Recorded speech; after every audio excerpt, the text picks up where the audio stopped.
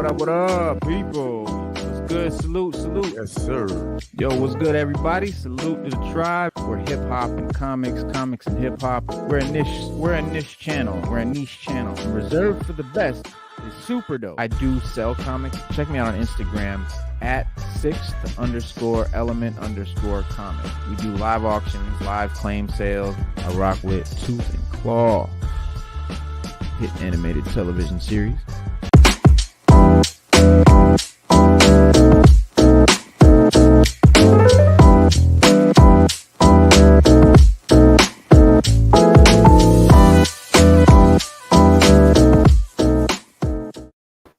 What's up, y'all? I don't know if my thumbnail didn't pop up or something. Oh, maybe it didn't.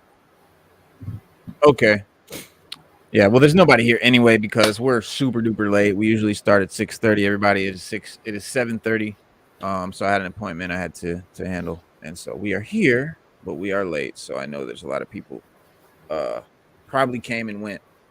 But like I said, we here. Metaphysics. What's good? We got plenty to talk about. I mean, no big major topic, but okay, yeah. Stu, he fell asleep. Thought maybe no show. Oh, okay. Yeah.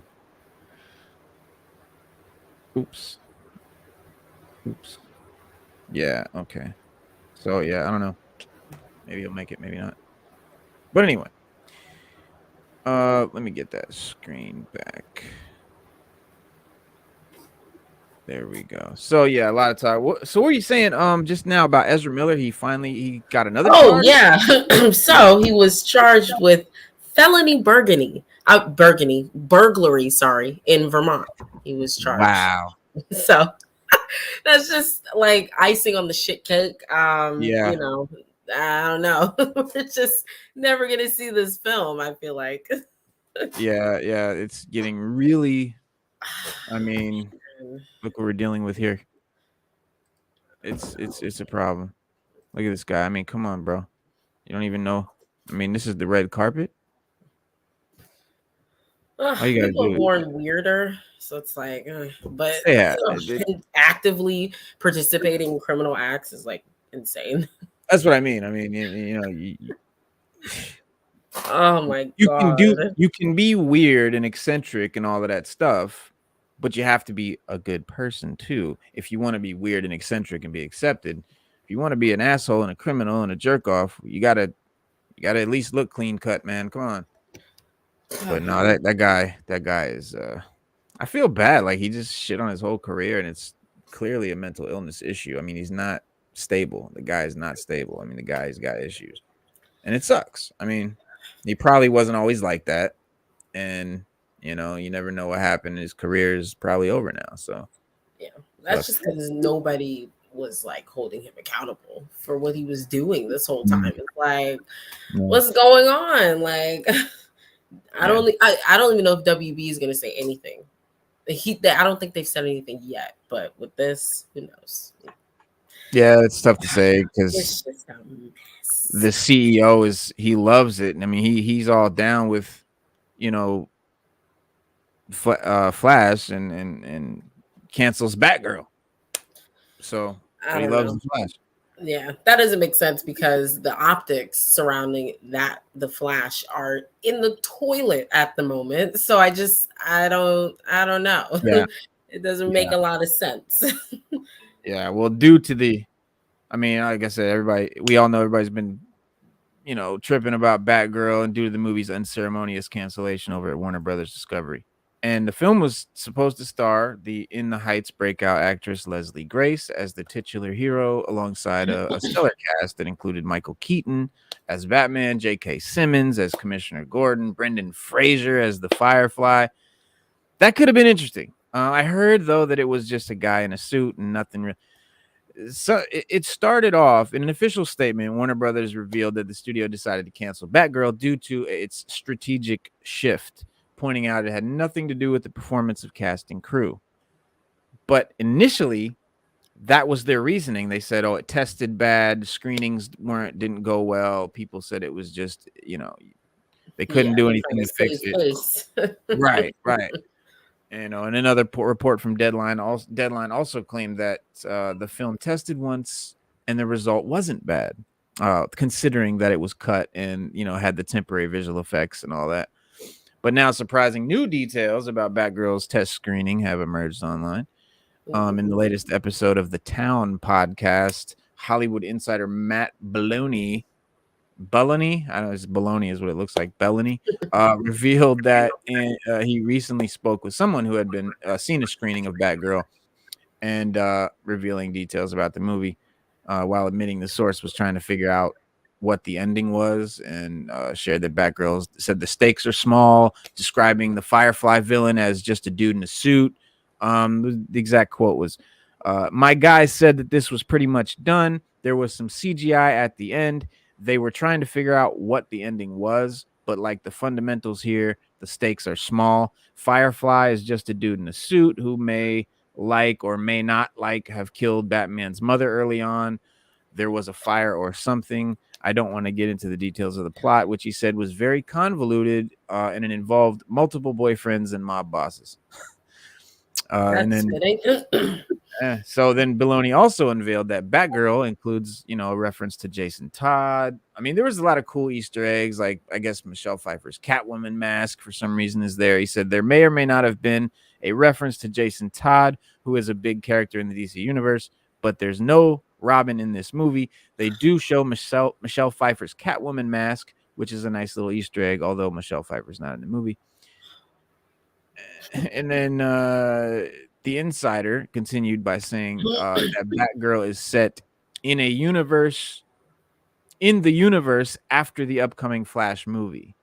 So it served as it's a direct result of whatever's going to happen in the Flashpoint film. That's all. Right. Right. That's why Keaton is there. Exactly. They said, what did he say?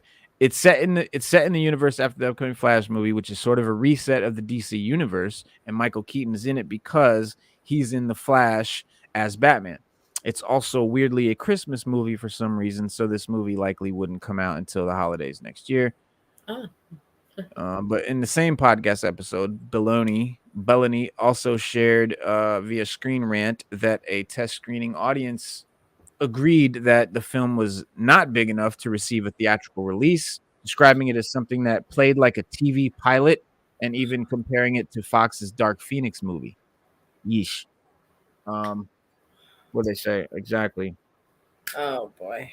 He said this is someone who was in the test screening a couple months ago where they were trying to figure out what to do with this movie, and I called him and we chatted, and he said after the screening, the executives, Walter Hamada of DC and some of the others, asked their audience, did this feel big? And clearly they were trying to figure out whether it felt like it deserved a theatrical release, or a consensus was absolutely not. He said it played like a TV pilot. The stakes are very small. He said it felt like Dark Phoenix. So maybe the initial, this movie's not, I mean, from the stakes being small to the TV pilot and the Dark Phoenix comparisons, the test screenings reactions are pretty brutal. And these served as a crucial factor in the movie's, eventual cancellation. While many would agree that Batgirl filmmakers didn't, and the cast didn't create a subpar movie that is not worthy of release, unfortunately, the audience's reactions are of value in this kind of situation. However, the reveal that the movie included a tribute to Michelle Pfeiffer's Catwoman from Tim Burton's Batman Returns is a welcome one, I think, considering, the iconic portrayal of the actress in the 1992 DC movie, although the insiders shared that that Pfeiffer didn't appear in the movie. That's why it's like weird. I mean, I would agree, but it's like, where does she even fit within a movie like that? It doesn't make any sense. Yeah. I would have, like, getting news like this is like, I got to see what the hell it was about. So that makes me more curious. Like, we know Keaton's Batman is in it because of Flash. Right. Was somehow Pfeiffer's Catwoman brought through, or right? Like all these questions that are never gonna get answered. We'll never know. But for those closely following the news about Batgirl, the movie's connection to the Flash isn't surprising, especially after the set photos revealed the involvement of Michael Keaton's Batman. Still, it would have been confusing for casual audiences to find out why Keaton's Cape Crusader instead of Ben Affleck's Dark Knight is involved in the movie, considering that the latter was the definitive Batman of the DCEU. And, you know, if they ended up not showing the Flash, I think a lot of it had to do, right? They talked about tax breaks. They talked about it not testing well. What about the fact that it wouldn't make sense without Flash? And what if they don't end up showing the Flash? I hate that movie was even coming out, because the numbnuts structured the entire future off of that one film, and it made everything contingent on Flashpoint, and nothing's gonna make sense without it. And it just like nothing can be a standalone or connect, you know, flawlessly, or not flawlessly, but seamlessly. So it's just because the Flash, you know, serving as the starting point for the, you know, the reset of the DC universe is a no-brainer, since the Scarlet Speedster's ability to time travel allows the franchise to showcase a fresh start. And it's possible that Warner Brothers is using the film as the launch pad of their 10-year plan to fully reset everything. And sadly, Batgirl and other DC properties are no longer part of that new beginning. But photos of the costume and, you know, the test viewing results make me I don't think I missed this movie. I don't think it's weird, because it was a good decision in retrospect. Like, I don't think the movie would have been good. I think, you know, all these details we're hearing, even before we learned of all these details, it just didn't make sense for this film to be coming out. But like, why didn't you do this before you spent the money and filmed it and pretty much finished it? Like, that's where my problem is. So retrospectively, this is a great decision, but you made this after filming. It was weird. Yeah. It turns out to be, you know, I have to think like, okay, so I grew up in a time without social media and without the internet being involved in much of, you know, this kind of stuff. So there was a lot. I think that this kind of stuff happens all the time in the movie industry. We just didn't hear about it. You know, they talk about it all the time. Movies get made and never see the light of day. This happens all the time in Hollywood. This is a much more common thing than we know. Movies don't even just get canceled, you know, before they actually get fully made and just never see the light of day. We hear about that all the time. Oh yeah, I could kind of believe that. Yeah. So I think this is maybe just we're seeing it, we're knowing about it, but I think this happens a lot, unfortunately. But yeah, and I think it was probably for the best. It ends up being for the best. There's a new She-Hulk little video. It's like 3 minutes. I debated on showing it or not because it's kind of long. It's 3 minutes long, but I don't know. It's She-Hulk training with the Hulk, and it's like some behind the scenes stuff and some little, you know, maybe little cast interviews.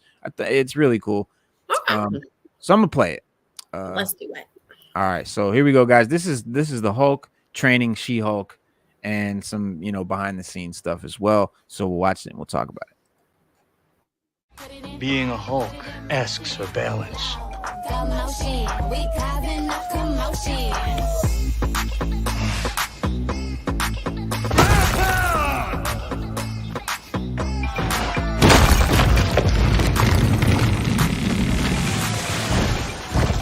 It's easy. Little punk.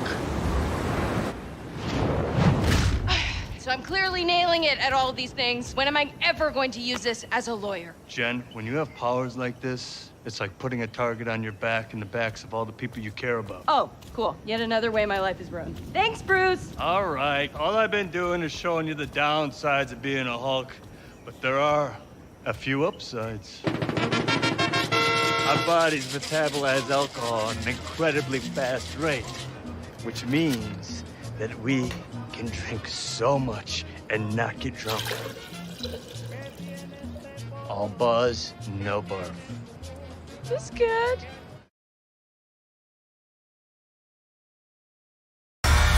She-Hulk! She-Hulk! She-Hulk! She-Hulk! It's true. I am a Hulk. And action. Jennifer Walters is an attorney who has accidentally taken in the Hulk's blood and has become Like a chick Hulk. A she-Hulk? Exactly. She-Hulk, attorney at law. That's got a nice ring to it. that name better not stick. There's something so surreal and so funny about a giant 6'7" Hulk in the courtroom. It was about putting a real human being into these absurd situations.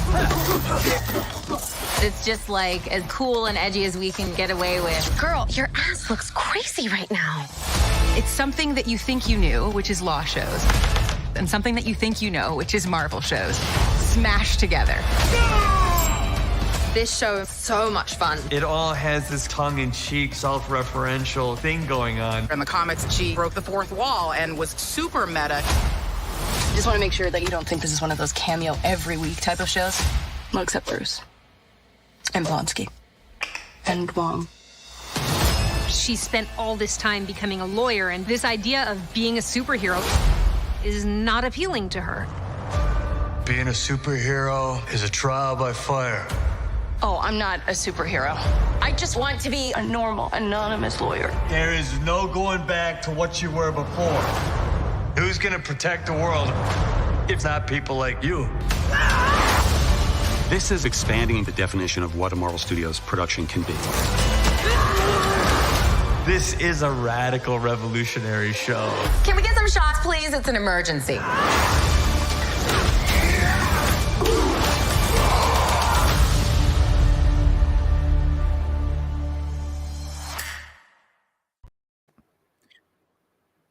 Looks promising.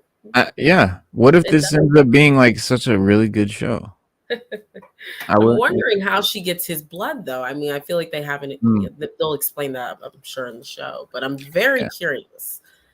Yeah. Very curious. Yeah, I am too, and I'm more curious because it's starting to look like a really good show. That and Andor, I think, might, and again, my fingers are crossed because we can only go by the history, but yeah, they might be a new precedent for Disney Plus. You know, it might be a good a good Marvel and a good Star Wars show. Finally, since Mandalorian and probably Loki, I think was the last good one. Yeah, Ezra Miller's been charged. So I wanted to we were going to talk about this, and me and Stu were talking about it last night, and we were going to talk about it on the show today. Again, I don't know what's going on with Stu, where he's at, what's the deal with him, but yeah, the TO situation. So that's Terrell Owens, for those who don't know, and you know, it's just another one of these fucking Karens, you know, out here, you know, making false accusations. But the biggest, so he has a sort of a disagreement with his neighbor. It's like a car issue or something like that, and so he starts recording it with his phone because she's getting a little irate and starting to, you know, say shit that he's worried like about getting shot by the cops, because you don't call the cops on a black man unless you know, have a really good fucking reason, because they're liable to get shot. And so, but what I think made it so crazy was that you hear her say, and you're a black man approaching a white woman, like you don't do that, like that kind of shit. So that, I think that's the big issue with it. And but it's eye-opening, man. It's really amazing that there are still people like this out here. But yeah, so I mean, Sada, what do you think about it? Do you know about this? You seen the video? Yeah. So Stu sent me the link yesterday, and I looked at it. It's just, man, she definitely said those buzzwords. You know, oh, you're a black man approaching a white woman. She was going to set him up to end his life. So it could have went really south. And she should be charged for those false accusations. I mean, that's dangerous. But she's, you know, she's just clearly racist. So it's just crazy that happened. I'm glad he's made it out alive and everything. Right. It's just crazy that happened to him. Yeah. because this could have been, you know, we all know what it could have been. And Yeah, it's a good thing he captured it on his phone. That's the right thing to do. right. So, And let me see if I can sort of. His other offense, according to her, that you hear her say clearly, and I quote, "You're a black man approaching a white woman." Now, he says that's when it goes from being something heated exchange, as you say, to something potentially dangerous, and he wants to help you out. He got out of the car and started harassing me. He put his car in park. Right, because you're going to yell at me and telling me I'm almost hit you. I didn't. But you didn't have to get out of your car. NFL Hall of Famer Terrell Owens wants people to see this video he recorded of a heated exchange between him and his Florida neighbor. He ran the stop sign. Well, there ain't no stop sign. What are you talking about? Owens, a longtime NFL star receiver with the Niners, Eagles, and Cowboys, was accused by a neighbor of speeding, nearly hitting her, and harassment. First of all, I didn't come at you. Owens keeps his camera rolling as their back and forth continues with an officer on scene. And then the woman makes this statement. A black man approaching a white woman. Like I said, this could have turned really bad. Like I said, I don't know where it could have gone had the police come in and they basically took her word for something, you know, that she said that I didn't do or what have you. Like I said, we've seen it a number of other times as well. Owens spoke exclusively to GMA overnight about the incident and that racially charged statement. If the roles were reversed, I'd probably be in jail or something to that magnitude right now, honestly. And just the statement that she made, obviously, that came out of her mouth, the comments exactly with a black man approaching a white woman. I think that kind of says what you want to know, you know what I mean, about the situation. I've seen it. I've seen it. Yes, I've seen it, but this is firsthand. Owens is now pushing for the woman to face consequences, retweeting this petition calling for her to face jail time for making a false police report. Owens believes accountability is important here in the wake of other recent high-profile incidents of police being called on Black Americans under dubious pretext for doing mundane things, from walking, napping, sitting at a Starbucks, even bird watching. In that infamous case of the Central Park bird watcher, that woman was charged for filing a false police report. Owens says he's grateful for how police handled his situation. Honestly, I want to commend the Broward, police, those policemen that came up, because this could have been, this could have gone totally left had they not come in and handled the situation the right way. We did reach out to the woman in this incident, and we did not hear back from her. Of course, we don't know what happened before the video started rolling, but a lot of people look at this. Two neighbors get into it. If somebody says something stupid, everybody move on. Others will look at this and are immediately reminded of a deep and difficult history in this country, documented history, of African Americans suffering bodily injury or death because of false accusations made by members of the white community. And we think that's so far in our past. What just happened a few months ago? Biden signed the Emmett Till anti-lynching law. This year, in 2022, after that young man whose death changed the course of this country, this video is not going to change that, but maybe the course of some of the conversations we might still need to be having. As he said, it could have went left. Exactly. Know how to always handle ourselves in those situations to not escalate no matter what. Yeah. Wow.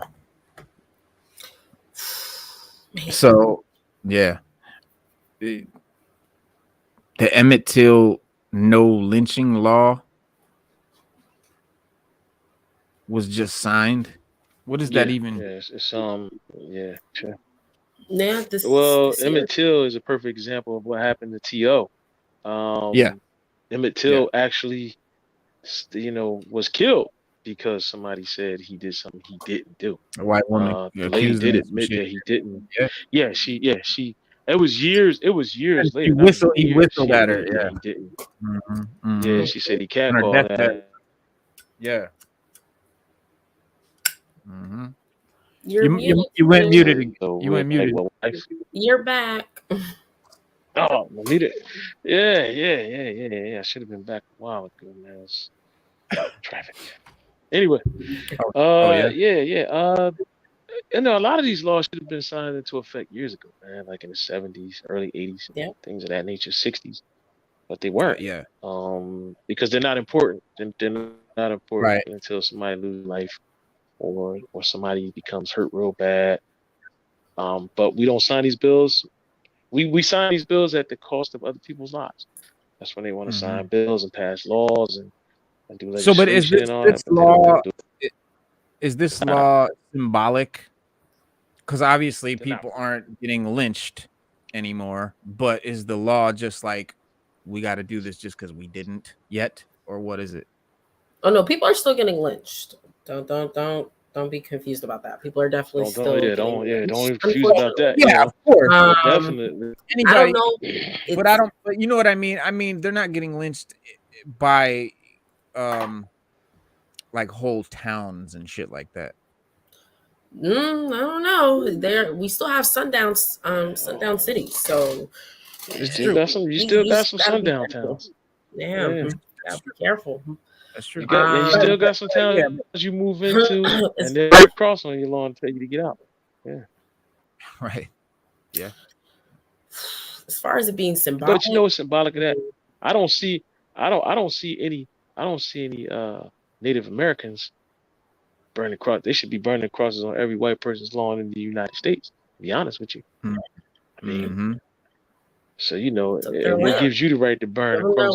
Tell somebody where they can and can't live when you kick somebody out of their spot that they was there for hundreds of years before you got here. So you know, it's all irony, man. It's just But honestly, I mean, I'm glad when they sign any law. Yeah, I'm glad when they sign any law. Is it late? Yeah.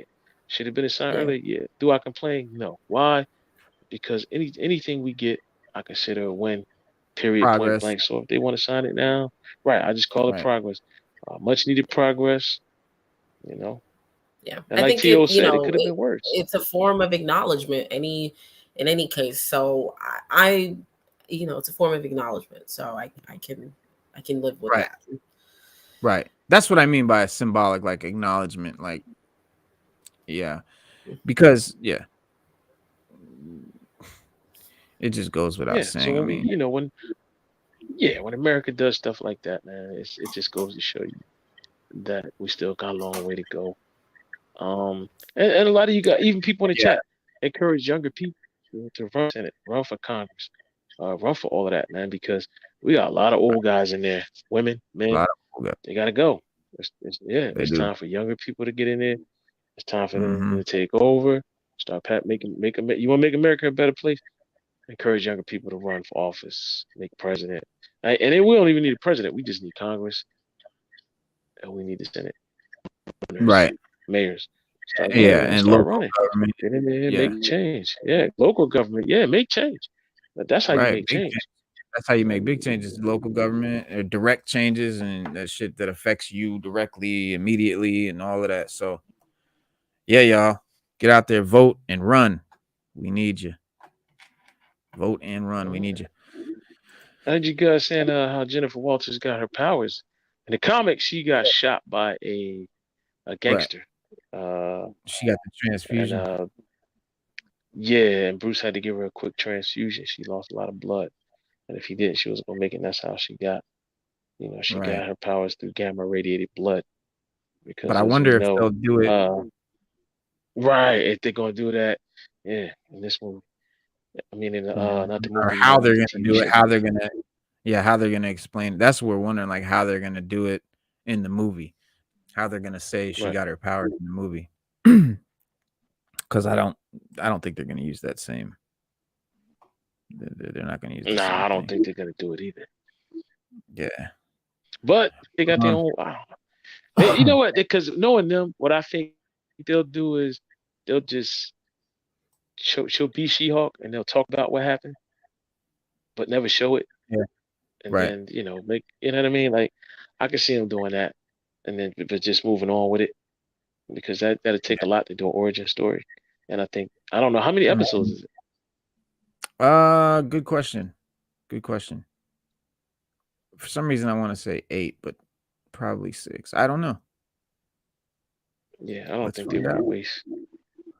Yeah, I wouldn't want to waste an episode on an origin story off. We could talk about it, maybe do a flashback, keep it moving. but it seems that we're gonna get a lot of comic book stuff. Yeah, it's 6 episodes, I believe. Oh no, it is 8. Okay. Yeah, for some reason I knew it was 8. I just thought it was 8, but it's 8. Yeah, yeah, it's 8. I knew it was 8. And do you also think that this is Disney's answer to, or Marvel's answer to the limited use of Hulk that they can have? Introducing She-Hulk. And then so now maybe they have a little. Maybe a little. I think it's more to do with having more female superheroes. They're really showcasing and spotlighting female superheroes right now. That's kind of the in thing. That's the hot thing right now in comics. So, well, in comic movies. So yeah, I think that's part of it. And then, but yeah, that could also be a big reason too, because they can't do a lot with Hulk by himself. I don't think it's a replacement though. I don't think it would serve as like, oh, well, you know what? We've got She-Hulk show, so we don't really need a Hulk movie. No. But it does give them an excuse to give us more of the Hulk because the Hulk's going to be all through this show. Maybe they wanted to do a Hulk show and couldn't, so they did a She-Hulk show. But people have been asking for a Hulk movie. People really want a Hulk movie. The last one was actually good that we saw. Edward Norton. That was it was excellent. Yeah. And we got it's the same thing like with Superman. We got crickets after that. They got to do something. Young Avengers. Kang is going to kill Ant-Man. Is he really? Yeah, wow. It happened. Yeah, it happens. Yeah. We got to see Norrin, man. We got to see Norrin, and it's glad. I'm glad you brought that up because if they go to this next phase, I mean, it's a lot they can do. You're right. We can get Young Avengers. There was an all-female team that She-Hulk was on. What was it called? It's on the tip of my tongue. Norrin, help me out. What was it? There was an all-female team she was on. Came out in the early 2000s. I can't start you. A female team? An all-female team? It was a female team. It was like an all-female team. She-Hulk was. It can't. I forget what it's called. It's on the tip of my tongue. Oh, and She-Hulk was in. Yeah.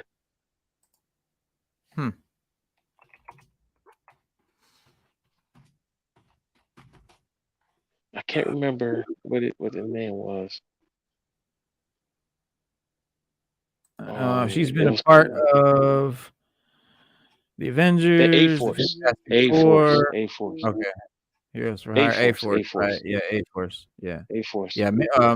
She that joined was the all-female Avenger team. Yeah, she joined during Secret Wars. The A-Force members are tasked with defending the battle world nation Arcadia.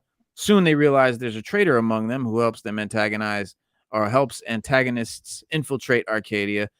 Shulky leads an investigation into Sentinel territories. In the territories, she discovers part of an Asgardian origin. She puts together a few more clues to figure out that the traitor is Lady Loki. Unfortunately, Loki has also brought a zombie horde into New York City. Not fun, of course. Our heroes eventually save Arcadia from Loki's wily ways. This is interesting because you've got the A-Force. I mean, Jesus, this A-Force. Well, let me show you guys this picture. This is everybody that was in. Remember when Endgame or whatever it was, when all the women superheroes, showed up? Yeah. This is all of them, then some. I mean, it's supposed to be what? Scarlet Witch, but she died, so we don't know how that's gonna work out. Dude, there's 20 Black people. Widow, she died. There's 20 we people. Don't know how that work out. Right. But it changes. So Spider-Woman they can do. A-Force is massive. What do you got here? We got 3, 4, 5, 6, 7, 8, 9, 10, 11, 12, 13, 14, 15, 16, 17. You got Irma 19, Frost. You got Storm. 25. 25 members? Yep. Female Nova. Gamora. You got Medusa. You got Jean Grey. Omega. Yeah. You got Jean Spider-Woman. Grey. You got Galactus. Eternity, female Eternity, I think that is. Storm. Yeah, you got You got Medusa, Thanos. You got Thanos, Jessica Jones, Jean Grey. Are you naming them off this picture here? Dazzler. Yeah. Yeah, Dazzler. Dazzler is Iron. That should be Ironheart, or is it what's her name? What's her name? That's Ironheart. It's not Rescue. No, that's okay. Ironheart. That's okay. Oh, you know what? Pepper Potts. It could be Pepper Potts because I don't know if Ironheart's suit had that silver on there like that. That's why. That's why I was saying that might be. That's why I said that might be Pepper Potts, bro. Could be. This is the question, Metaphysics. We hope so soon, but probably not until the new X-Men movie, if whenever, 2025 probably. What happened? What did I miss? Nico Minoru. Nico Minoru was on that. Was in that picture. Mm-hmm. Yeah, we're just talking about A-Force. We're talking about A-Force. Nico Minoru, Captain Marvel, Dazzler, and Medusa. I guess the roster officially is Nico Minoru, Captain Marvel, Dazzler, and Medusa. And now check this out. Right now, here's something. Now here's something interesting. They introduced the multiverse, so we know the multiverse exists. So we're like Spider-Man right now. The multiverse really exists because you got Betsy Braddock, who is part of A-Force. And she's the older twin sister of Captain Britain. Yeah. Oh boy! So they can do a little spin on that and just take it to another. Captain. She is Captain Britain. She is Captain Britain in the comics right now. Yeah, because her and Phoenix, but they can switch it up, right? Psylocke. Her and Psylocke separated. So we got the real Asian Psylocke is now in her own body, and the white girl is now Betsy Braddock. Psylocke used to be an Asian body with Betsy Braddock's consciousness in it. So. Oh jeez. Yeah. Is this Nico the one? Right. We got Kamala Khan. Is that the Nico that you're talking about? From Runaways? From Runaways? Is that the one you're talking about, Nico? Probably, but where did Nico from Runaways? She's Nico Minoru. Minoru, yeah. She's she's an Omega level mutant. She's an Omega level mutant. Yeah. And they've already introduced her via the show, so they could bring that actress back if they wanted to. Yeah. Sister Grimm was her alias. Yeah, she was in Runaways #1. That's where she debuted. That's her first appearance was in Runaways. So on some hip hop shit. There's a lot they can go about introducing She-Hulk. There's a lot they can go. Yeah, there's a lot of She-Hulk shit. On some hip hop shit. Yo, hip hop. Yeah, it's just a lot to talk about with hip hop right now. Ali Shaheed Muhammad explains the meaning of A Tribe Called Quest's Low End Theory, which is dope. So y'all know Tribe Called Quest, right? Ali Shaheed Muhammad, best known as a founding member of Tribe, stopped by Talib Kweli's podcast, People's Party. And he earlier this week to discuss the group's legendary album Low End Theory. Shaheed even explained the nuanced meaning of the project's title, and where he said where Q-Tip and I are alike is we don't like the conventional, we don't like the predictable, we like the mystique of music but in life, and we strive to just dig a little bit deeper, he told Kweli. So with Tip, he definitely wanted to dig way deeper to put forth this message that it's about the bass. Low End Theory, the Low End Theory, and we talked about this in the press in the past, so people might be familiar with the definition of the Low End Theory. It's obviously about the frequency and the triple entendre certain lows. He elaborated, though, that there was another socially conscious meaning, remarking that the group was inspired by the work of Public Enemy. He said, the other is the fact that people of color were on the lower end of the totem pole of America. And disgraceful as it is for a country that has come so far, and for us specifically, our parents are the civil rights movement. And to see their sacrifices and what they've done to attain a balance of equality, and to know that we're still going through it, it really upset us. He added, we are students of Public Enemy, students of Boogie Down Productions. And so far as musically, we wanted to make sure that we put that message into the music the best way we could. And y'all know the Low End Theory is widely considered one of the best hip hop albums of all time. The project was released back in 1991, features many of the group's big hits like Check the Rhyme, Scenario, you know, all the dope shit. And y'all can check out. Yeah, bro, come on, it's endless. But you can see that whole interview on Talib Kweli's People's Party, and it's dope.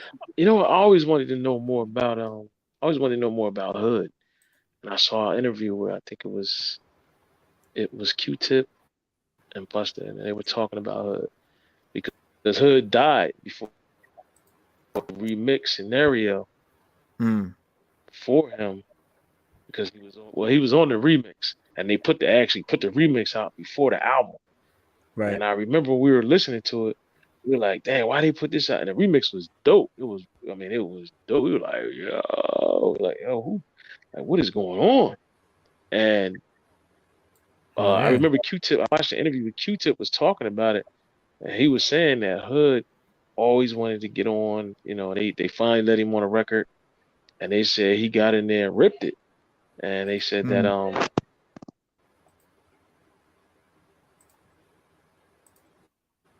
they said that it was legendary. They said it was a legendary thing, like, to them, because they got to see, you know, him go in the booth, finally get to go in there and rip it. And Q-Tip was like, he went in there with he took his shirt off. Q-Tip said he went in there and ripped it. And he said he never got to hear it. He said he never got to hear the song on the radio or anything because he got killed like 2 days before they put it out or something like that, or a day before they put it out. It's sad, man. So y'all know Lou Reed is a guitar player. That's Lou Reed, the white guy over there, and then obviously Q-Tip. So it's some crazy shit. Lou Reed and Tribe Called Quest have some tensions going on. Few samples in rap history are as important as the Lou Reed riff, reappropriated by a Tribe Called Quest for their classic track "Can I Kick It?" You know, and the New York hip hop team looped part of the iconic bass line from Lou Reed's "Walk on the Wild Side," do do do do do do do do, that song, to fascinating effect. And the language and sliding bass part gave Q-Tip and Phife Dawg the perfect platform to wax poetic about dropping your pants and doing the jitterbug. "Can I Kick It" was featured on the group's first LP, 1990s People Instinctive Travels and The Path of Rhythm. Q-Tip and Phife Dawg were still teenagers at the time, as were fellow Tribe members Jarobi White and Ali Shaheed Muhammad. And that meant that they weren't as privy to the way that the music business worked, specifically how much they had to financially give up in order to clear samples. Sample clearance is wildly expensive. And that's why, you know, but during a concert appearance before his death in 2016, shout out to RIP Phife Dawg, railed against Reed and his massive intake of royalties from "Can I Kick It?" Like, he's getting more money from "Can I Kick?" So that was on our first album. He said People's Instinctive Travels, Path of Rhythm, and the sample is Lou Reed. Fuck Lou Reed, man. Phife Dawg claimed. Fuck him, because we didn't see no money from that fucking record yet, really. Wow. Here's what happened. Yeah, he said, here's what happened. And I take back saying fuck Lou Reed, because Lou Reed has every right to say give my motherfucking money. He added. So Lou Reed could have easily said, "Oh yeah, a rap group using my shit? All right, no. Anita Baker don't let nobody use her shit, period. So Lou Reed, instead of saying no altogether, was like, yeah, nice, give me the motherfucking money, like Smokey and Friday, right? Dog, real name Malik Isaac Taylor, later admitted that his own ignorance was obvious in his lack of prominence on the People's Instinctive Travels. He said, I was being ignorant on that first album. That's why I was only on a couple of tracks. He admitted in 2007. I was hardly around. I would have rather hung out with my boys on the street and got my hustle on rather than going in the studio. I wasn't even on the contract for the first album. I was thinking me and Jarobi were more like backups for Tip and Ali, but Tip and Ali really wanted me to come through and do my thing. Eventually, A Tribe Called Quest would get smarter about their sample usage, and Phife Dawg would become more dedicated to the record recording process, as evidenced by his increased presence on the follow-up 1991's The Low End Theory that we was just talking about. In order to get to that place, however, Tribe had to learn a brutal lesson about royalties and the music business from none other than Lou Reed. Oof, gotta know the business side of things. You have to. Exactly. So y'all know the track. I would say, you know what? I would say that's their fault, because back then we did a lot of sampling when it came to hip hop.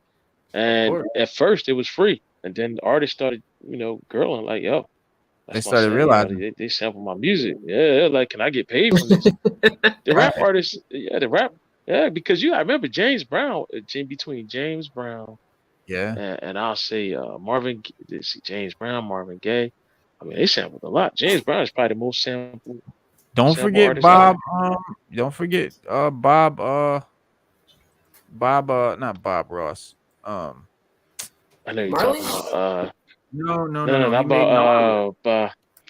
Yeah, he did that joint because Ghost. That came later in the 90s. I'm talking in the 80s, like from the 80s to the mid 90s. Then once Wu-Tang Camp, RZA sampled a lot of Bob. What's his name? Bob something. RZA sampled a lot of that. He did a lot because the music changed. The tempo of the music changed. Bob James. Yeah, Bob James. Yeah, Bob James. He made Nautilus. Yeah, Dude, Rakim has sampled that. Nas has sampled that. It's so many people have not Ghostface, sampled the song.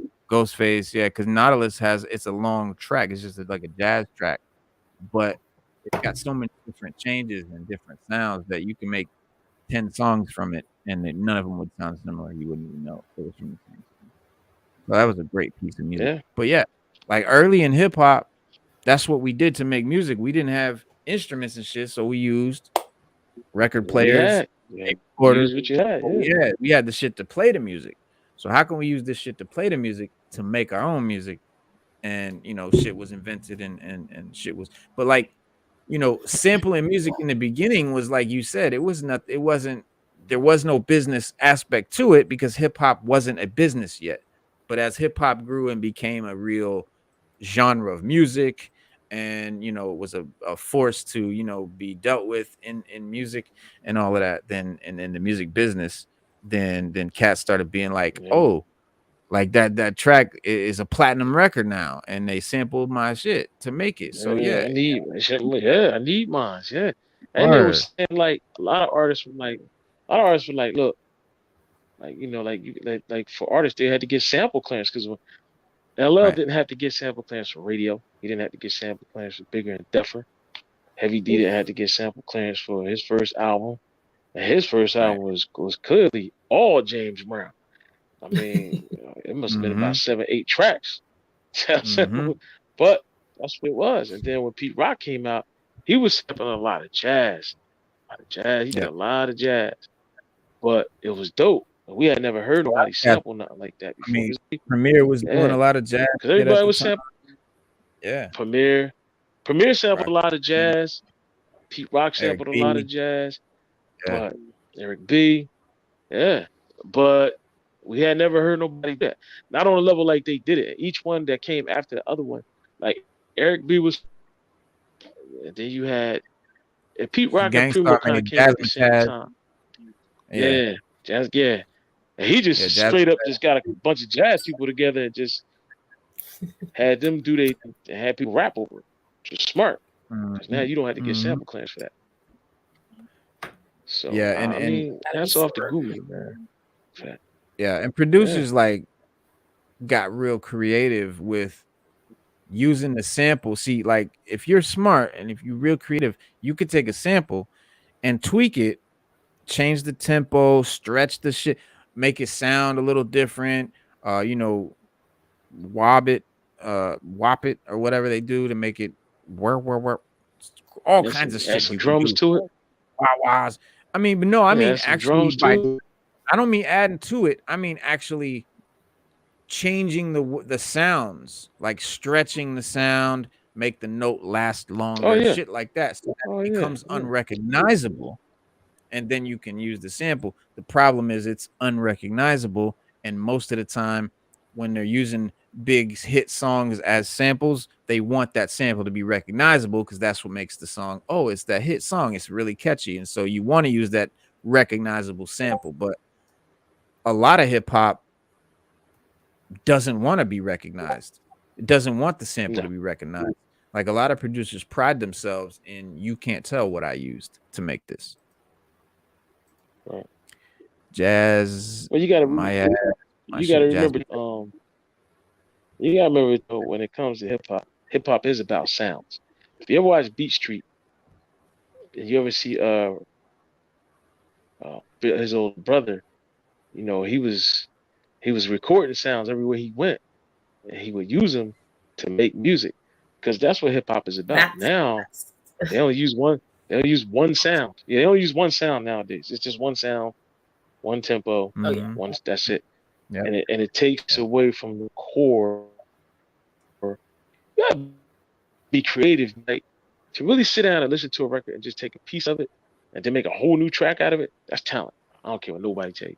That's talent. You can't. That's something you got to practice. That's something you got to be talented to do, and to make something that somebody want to listen to. You know, like for me, that's the kind of hip hop I like.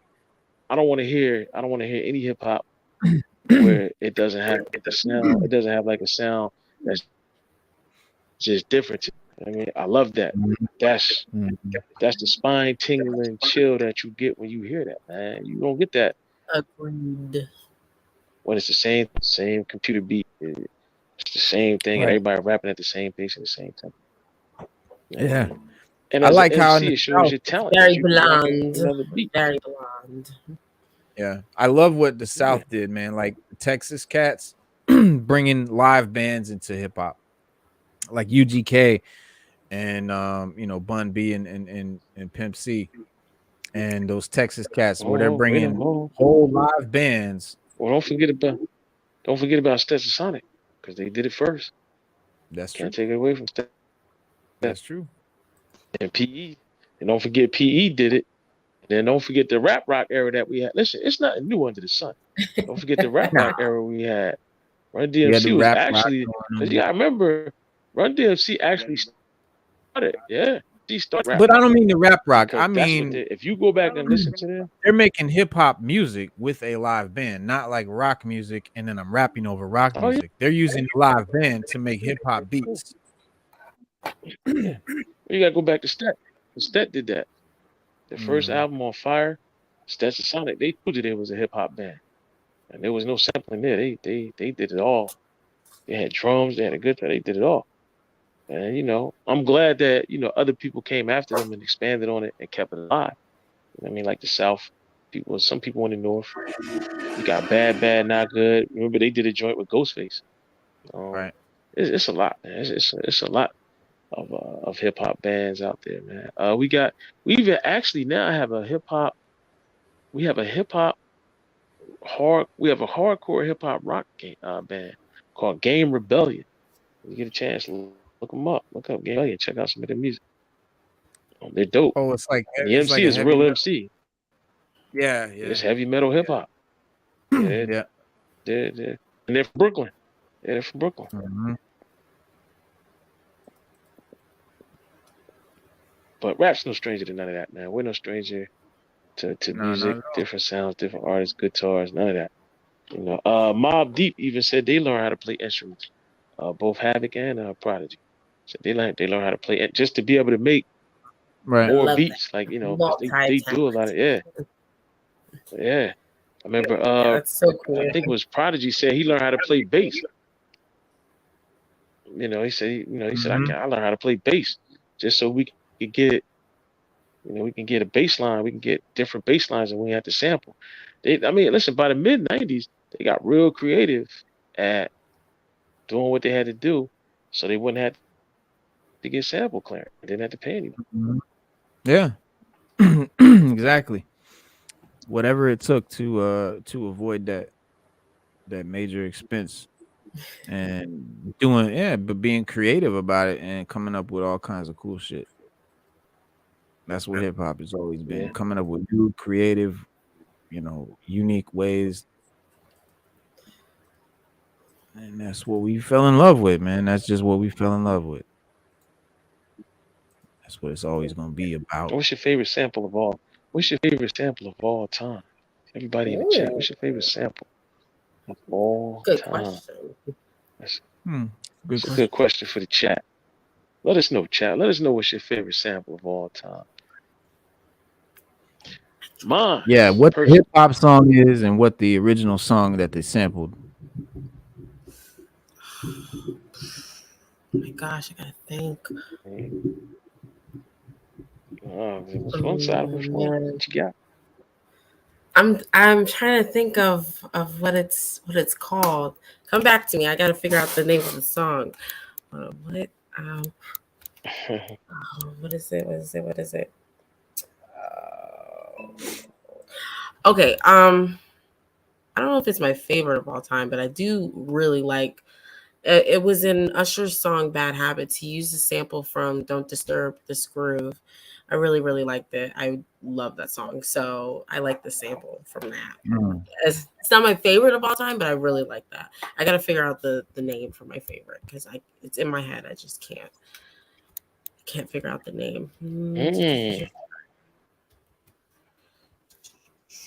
Very nice.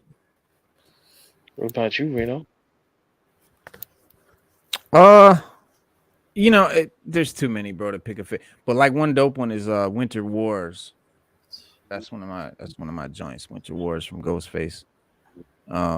They sampled, I think, Midnight Theme from Manziel, 1979. Trying to think of some other good ones. Well, what's yours? What's your one? I got a couple, bro. Shame on a nigga. That's like 3 or 4 different joints. But what's the sample? That's Sly Johnson, The Loneliest Monk, and I think Mama Said Knock You Out, I think, on that one. Visit Put Them All Together. I know it's Different Strokes by Sly Johnson. And then the Thelonious Monks. It was Black and Tan Fantasy. Cause I got it in my Spotify. Cause the original is dope to me too. My favorite track. It's my favorite hip hop song. My favorite Ghostface song. My favorite track is Mighty Healthy on Supreme Clientele, and he sampled Wish That I Could Talk to You by the Silvers, Funky President by James Brown, and Synthetic Substitution by Melvin Bliss. There was a bunch of samples in that song, actually. Holy War Live and Nobody Beats the Biz. They sampled all that shit. Yeah, that was dope. Yeah, that's a beast. And when RZA did After Laughter Comes the Tears, that's by Wendy Renee. The original song is pretty dope. Yeah, that's one of my favorites too. He did that. That's one of my favorites. Tears. Yeah, Tears is one of my favorite songs on 36 Chambers. That's from Tears. Yeah. That's one of my favorite tracks on 36. That's like an underrated track. No one ever talks about Tears. That's one of my favorite shits. Nah, nobody talk about Tears. And that joint is hard. Bro, that sound, oh man, it's got like that Asian dog. People sleep on Tears heavy, I think. Got a dope. Yeah, I do too. The beat's amazing. The hook is mad haunting and dope. And RZA's verse and their verses are dope. Talking about storytelling verses, bro. That shit was epic. Yeah, even when he Ghostface did little it. brother got shot. Yeah. Yeah, even when he did it. Yeah, he really didn't like. He really didn't change the beat up too much. It's pretty much. Rush and Ray, they do that because Ghost got a whole. Remember Ghost used to always put. He used to always put himself rapping over just an old record. Like he ain't try to mix it up or nothing. Yeah. He just Like rapped over the old, joint. yeah. Yeah. Like old And they soul still be music. singing in the back. Yeah, they be singing in the background. The Ghost just be going off on it. I always thought that was dope. Yeah. So I laugh. I'm gonna do whatever I want, and that's pretty great. What's that one song he got? Fa La La or whatever. He was like he just rapping over that straight beat. Nah, it's on his. Oh, I forget. That's where he started that, and he just rapping over the straight. He literally just straight rapping over the beat. Like I forget what it's the one. Fa la la la la la la la la. Oh yeah, yeah. I love you. Yeah, Ghost just straight rapping over that joint. Like he ain't trying to change it or nothing. He just straight rapped over that joint. Like. And then Raekwon did it. Raekwon did a whole album like that. It's called "We Want to Thank You." And don't forget Ghostface and Neo back like that. Yeah, that was hard. That's my joint. I like that. I like that. I like that. Yeah, having that R&B kick back like that. And that track, but you know what, goes and nobody like, but Baby nobody Come liked Home by Willie Hutch. Oh, Willie Hutch, yep. Nobody liked it. What Ghost did. When Ghost did Wizard of Ghostini, nobody liked that album, bro. Nobody liked but that was his favorite album. That's his favorite album. He said that, yeah. He said he always wanted to do something like that. Cause he an R&B dude, yeah. Yeah, R&B.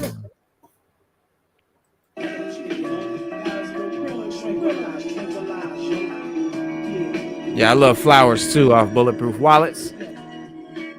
Flowers was hot. I can't really say that Ghost ever made an album that you could say that wasn't dope, bro. Not me. Even when he had writer's block, yeah, you can't. Ghost put out, man. Ghost got a nice little catalog, man. He put out. Yeah, Ghost is my favorite. Let me see. I missed a whole bunch of content. What about you, Sada? Who's your favorite person from the book? I don't know if I have a favorite person. I didn't really enjoy him when I was growing up. You didn't? I don't think so. I don't remember having listened to him when I was Ghost? Oh, yeah. Ghostface, yeah, you would be older. I mean, yeah, it wouldn't be your generation.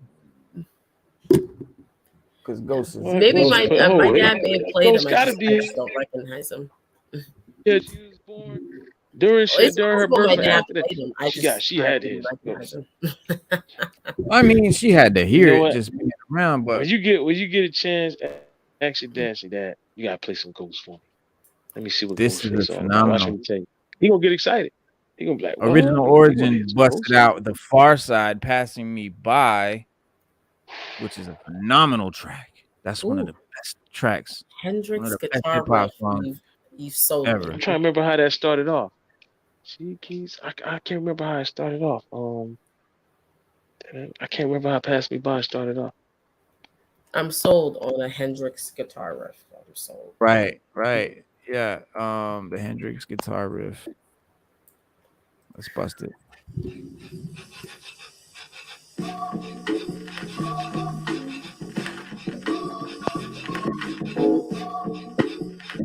Yeah, he right. That is Jimi Hendrix. That's Jimi Hendrix. Nice. That's Jimi Hendrix. That sounds so good. Yeah, that's Jimi Hendrix.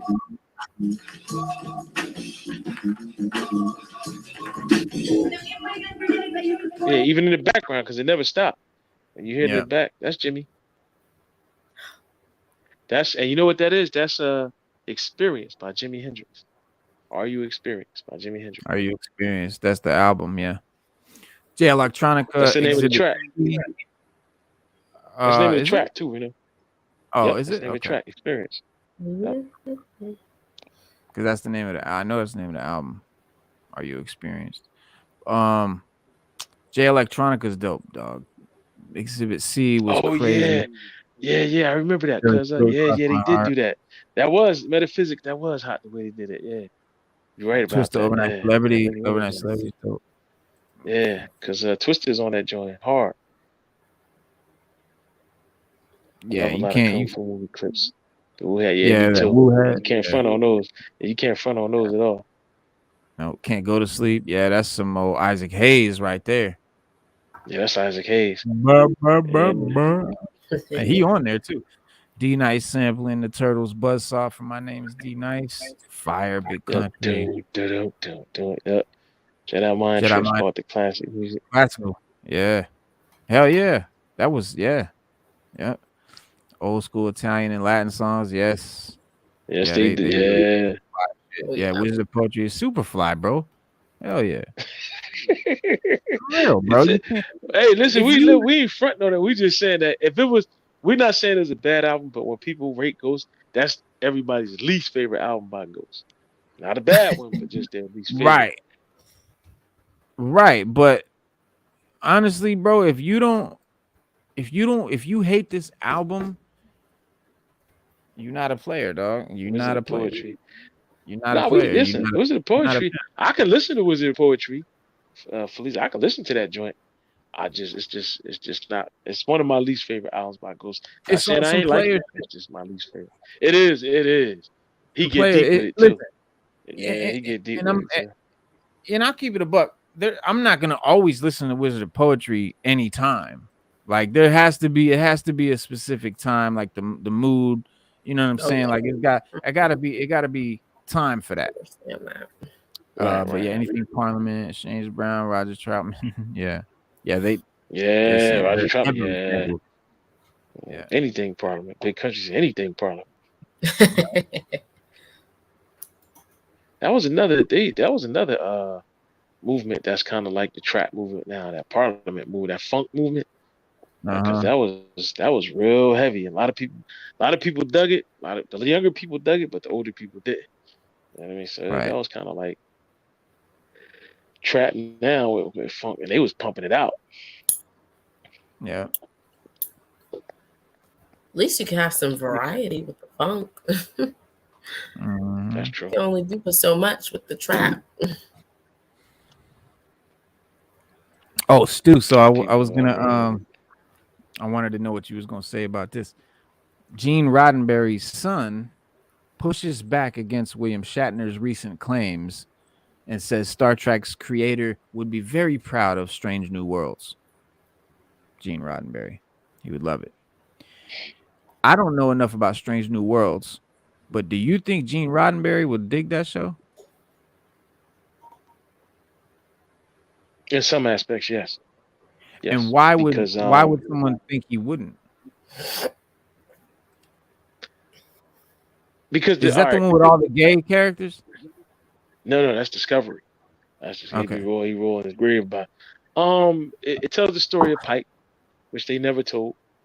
How he got the way he was, what happened, what led up to him. Because when you watch the original series, they talk about Pike all the time. They talk about, the Enterprise before Kirk get there. They do talk about it, but you never get the experience. Pike was the captain before Kirk.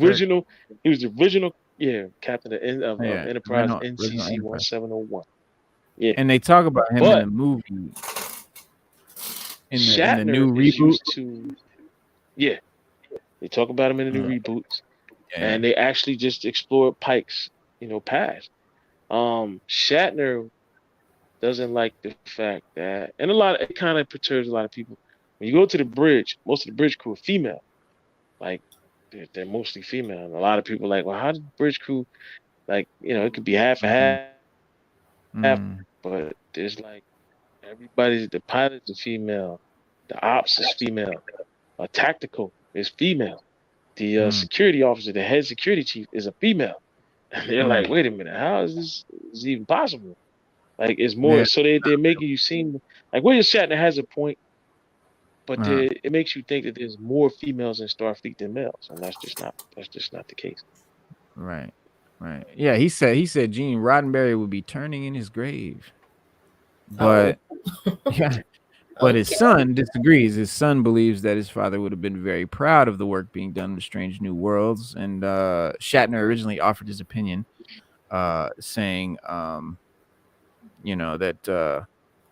Asked by a fan if he had seen any of the series made during, the latest era of the franchise, such as Discovery, Picard, Lower Decks, and Strange New Worlds, and if so, whether he thought any of them compared to his own, he straightforwardly asserted none of them.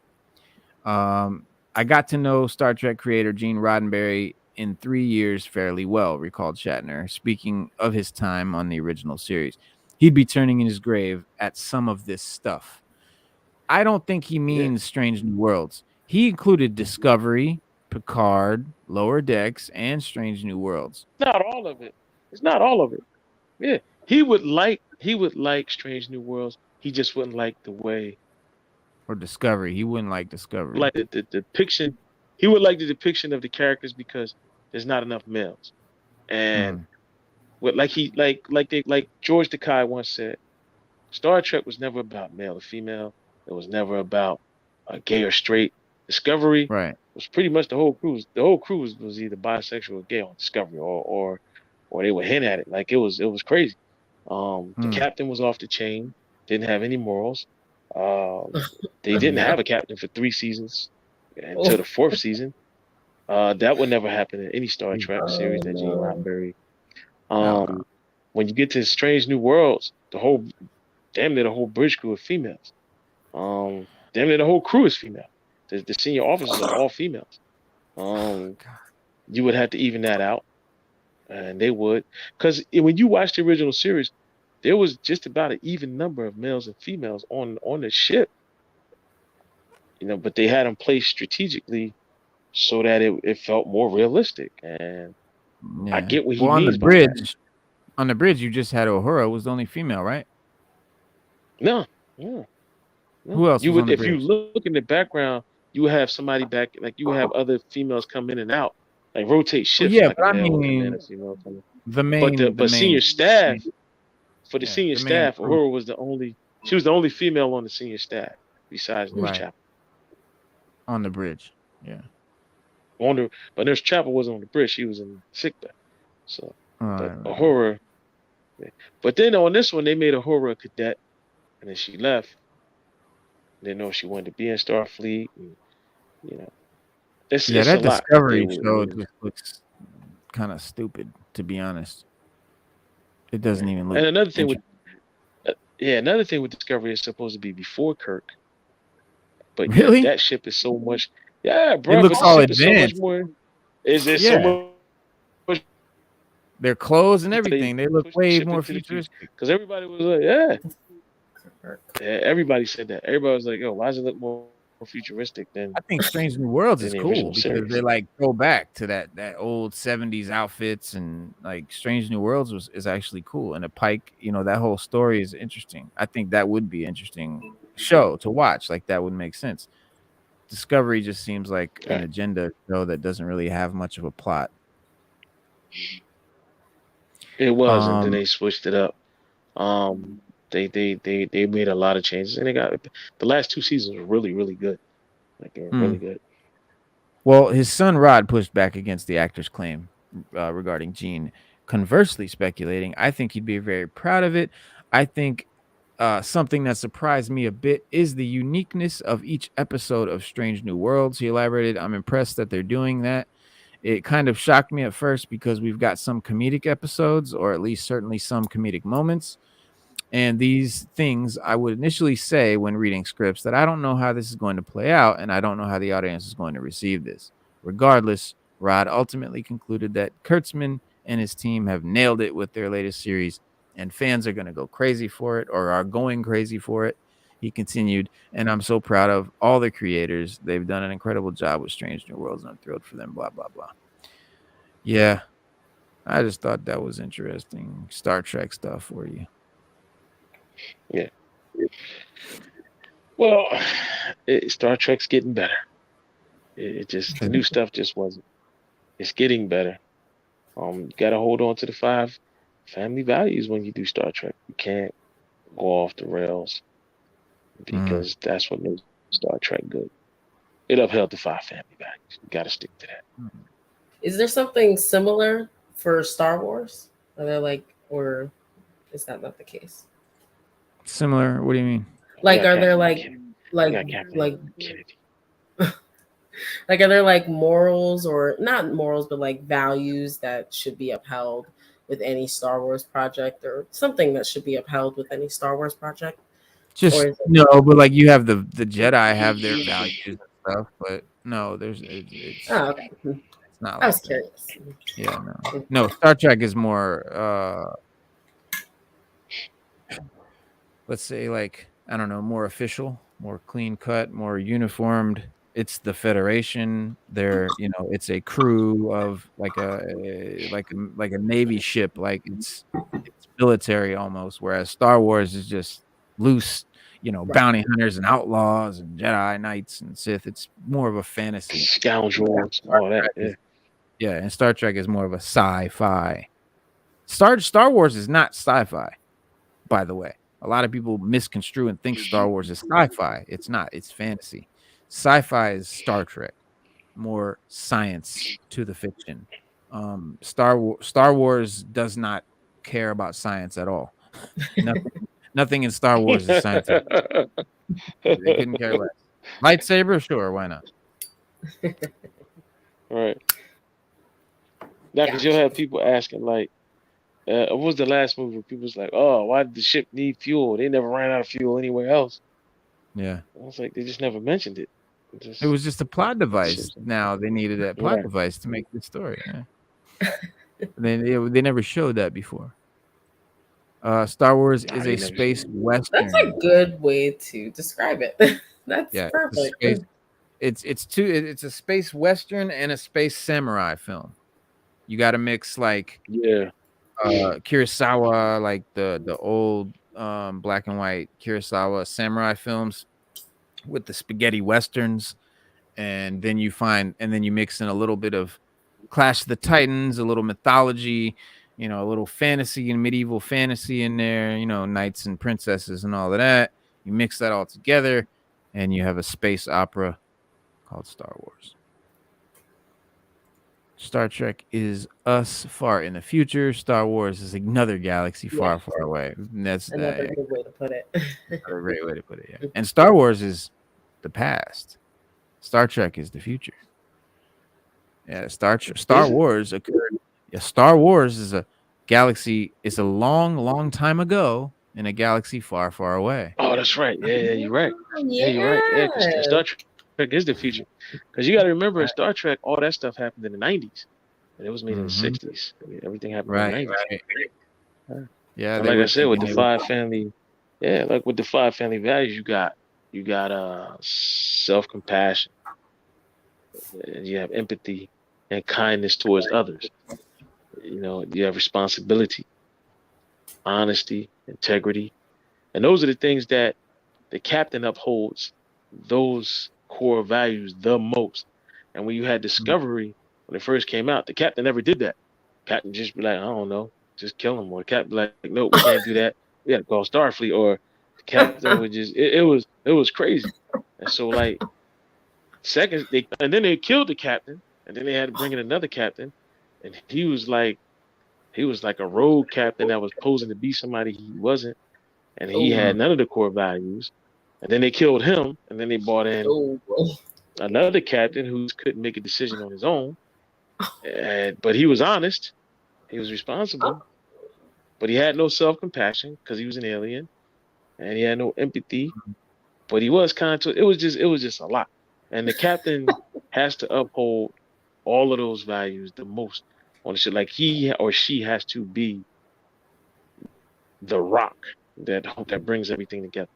And in Discovery, it just didn't happen that way. It's just, so Right. they were trying, they had to figure it out. And they finally brought in a captain. And I think the main problem was they didn't think that the world was ready for an African American female captain. Like when they had this, when we had Voyager, we had never seen a female captain that was the lead on the show. We had never saw that. Just like when we had Deep Space Nine, we had never seen a male African American captain that was the lead on the show. And now we go to black female instead of just female or just black. It's black female. Instead of just check female, all the boxes. It's black female, right? Yeah, exactly. So, but it's and there's potential for a dope show there, but it's all about who's writing it, man, and who's making it. That's it. Those ideas are great. Yeah. I mean, well, Marvel Studios has put a renewed focus on providing more representation in its projects across theaters on Disney Plus and on Disney Plus, as if they haven't enough. But yeah, so they're going even further. But studio president Kevin Feige has publicly confirmed on numerous occasions that the MCU intends to expand in this area. They haven't been representative enough. They haven't done enough. So they're going to get even more. Well, I think that's a good argument for the films. I don't know about the TV shows. Yeah, well, and the franchise is taking small steps forward in that regard for the multiverse saga. But Phase 4 is its final move. You got Black Panther, Wakanda Forever will reportedly put Denai Gurira, General Okoye into a same-sex relationship. I read that from the leaks. Right, and as Wakandans find their own place in the world. But additionally, Doctor Strange's Multiverse of Madness gave America Chavez her long-awaited MCU debut, and fully telling her story, even though it got the movie banned in some countries around the world. But rumors have pointed to Marvel looking to cast its first non-binary character in next year's Ironheart. Actor, rather. More representation of previously underrepresented groups of people. Now that news has been made official thanks to news surrounding latest. So, non-binary, trans, these are the people that they feel aren't represented enough. Well, Marvel's gonna find out real quick. Just write them well. This is the problem. They say all of this, and then we get the character, and they're written like shit. So I don't really understand. Like, you talk about America Chavez, she was a literal plot device. She was not a character. Right. So it's like I'm not understanding. Right.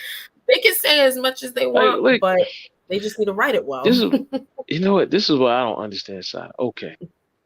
You got a gender neutral character, non-binary, whatever you want to call it. Okay, what kind of story are you going to tell? Exactly. That's where the good writing comes in. What kind of story? Falls to the wayside because their entire character is wrapped up in their identity with these writers, which is like. Right. That's the problem, Sada. That's the problem. Is that the whole thing is all about this identity, and then they forget about the fucking story. And then it's like Stu said, what's left? Now, what are you going to write about? What are you going to talk about? Okay, you went all out, you did all this, and then you had no story to back it up. And that's the problem that, real fans who aren't just being racist assholes have. It's not, we diversity representation, yes, more, but do it well. Don't just do it for the sake of trying to think about the female characters we have in the MCU so far. Black Widow, they did her dirty. They didn't really write her well. I would argue they didn't write her well. She was literally just there to like push the story forward, and then you put her in that weird relationship with Bruce that didn't go anywhere. Then she gets her own solo film, and it's not really about her. You don't progress her as a character. You progress Yelena, who's still a nothing character right now. Then we have who else? Scarlet Witch, whose story you've rehashed like 3 times now. Who else? Pepper Potts, she's unimportant. Oh my God, who else? Ironheart coming and Ironheart. Well, we'll see how Ironheart she is turns coming. out. I'm sure She-Hulk. that'll We be got She-Hulk interesting. coming. She-Hulk. Hopefully that'll be something. Yeah. America Chavez. Shuri's That was gonna be a the lot. new Black What about Panther. Gamora? What about Gamora? Gamora, actually, I would say she's been well done. She's one of the few that's been well done, I would say. Yeah. And that's because of good writing. What about her sister? Wasp, What about her sister? I would argue Wasp, whatever. Like, she's so unimportant to me. Like, You got she's Captain made Marvel. Oh, yeah. Yeah, what about Captain Marvel? Ms. Marvel. What about Miss Marvel? Yeah, what about Sada? Okay, What now about Miss what Marvel, about I Gamora's can't sister? judge. I have not seen that show, but Captain Marvel I can judge because I've seen her appearances and she's garbage too. So Yeah, I'm not a fan. her whole thing was wrapped up in being a female, and I'm like, okay, and being a female and being OP. So you're bland and uninteresting. Great. That's something to look forward to. Yeah, I think Miss Marvel is way better than Captain. Sada is rough. Yeah, I feel like Sada, Miss you Marvel, rough. just from what I've seen in the little snippets, she has way more personality. So yeah, Sada, you well, rough. Deadline revealed that. So Shay, this is Shay Coulee is the name of the person that they're talking about. Yeah, she was in the trailer. Yeah. Well, Okay. So wait. Time out. Hold time. No. Okay. She will join the cast. Yeah. No. Shay Coulee will join the cast. No. Listen. Is she going to be? No. Don't. She was in the trailer in that suit. I think she's the one that's going to be in the relationship with. In what suit? What trailer? The Wakanda Forever trailer. She was in like that armor. She like they focused on her for half a second and then they moved on. She was according to the leak, spoiler, sorry. But yeah, they said that character and Okoye, they were gonna be the ones in a relationship. Yeah. Well, this is about this. So this is this is a person named Shay Coulee that will join the Marvel Studios Ironheart, which is set to release in 2023. That's where she's going to debut. The Stars addition to Disney Plus series makes them the first non-binary actor to join the MCU under Marvel Studios. Coulee was a recent winner on RuPaul's Drag Race, although their role in the series is currently being kept under wraps. They responded on to the news on Twitter, sharing how excited they are to be a part of this amazing project. Marvel Studios. They said, beyond excited to be strutting out of the workroom right into the Marvel Cinematic Universe. Words cannot express how excited I am to be a part of this amazing project. Acting was my first love, and I'm thrilled to be doing it in such a big way. The workroom is spelled WERKROOM. So I don't know what that means. And it's got they're saying we like know what kind of work they like mean when they work. That's work. Work. Yeah. Like work it. Work. Yeah, like like work. Very like work it, girl. Mm-hmm. Right. Yeah, very girly. Very. Sometimes it's like a U, I feel like, but most times it's an E. Yeah. It's an E. Yeah, it's an E. Yeah. Oh, Coulee also took to Instagram. What are you gonna say? I'm speechless right now. All right. That's why my camera. That's why my camera's not activated because I'm picking my tongue up off the floor and brushing the dirt off of it. That's what. That's what I'm doing. Well, let's see what she said on Instagram. She said, I'm trying to find the words to express. Well, I'm saying she. I guess it's not she. I guess it's they. I don't know if it's they or she or what. They didn't say, but they said, I'm trying to find the words to express the deep excitement I feel over this project. Acting was my first love long before drag, so it only seems fitting to end my drag race journey and begin my acting career in the biggest way I could imagine. Stepping into the Marvel Cinematic Universe has been like stepping into Oz. Ironheart is top to bottom going to be an absolutely stunning experience for the viewers, and I'm humbled every day that I get to work with some of the best dedicated artists in the industry, blah, blah, blah. Yeah, I agree with Nor and Rad. Probably should have went to DC because they've had drag queens on their shows. Like I think of Doom Patrol. They had like a whole episode centered around that, and it was fine. Like whatever. So yeah, that probably would have been a better fit. Maybe. Yeah. I don't know. I mean, get the bag, but I just hope that they write the character well. Like they make all these moves, and then we get the final result, and it's regression. So, okay. Oh, DC's Sandman. Okay, Oh, well, oh, he's okay. saying that Yeah, she's. maybe do that too. Well, the reason though he's That would be saying that the great Sandman been going. because Sandman had a lot of representation. Two characters representation: LBG, Lucifer, and DC Desire. pretty big with It's that. not just Lucifer and Desire. It's also you have the two main not main. The first guy, the Burgess's son, Adam Burgess, and his husband or boyfriend. They're in the comics. They're like an old couple. Desire and Lucifer, of course, but Lucifer's But it makes sense. androgynous. She's non-binary. She's not male or female.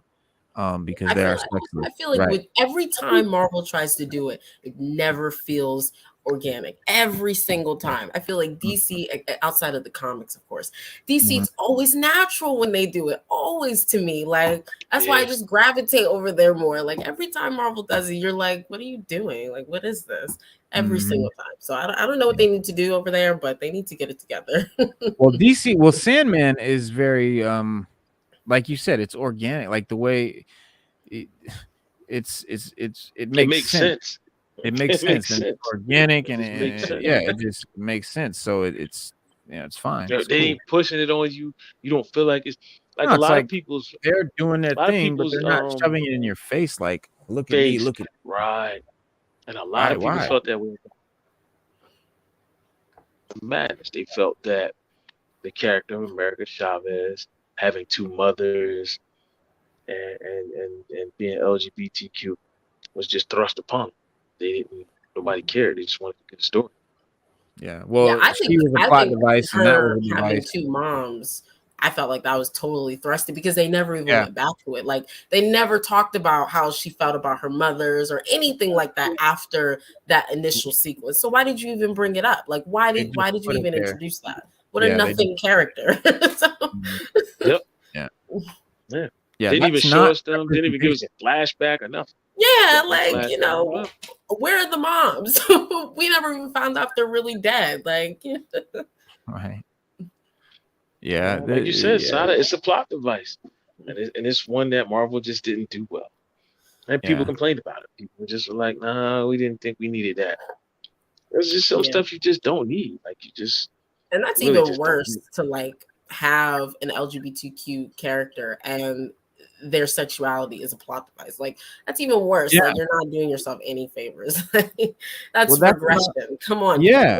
And that's not representation. That's not representation. That's offensive. I would say. I would think. Exactly.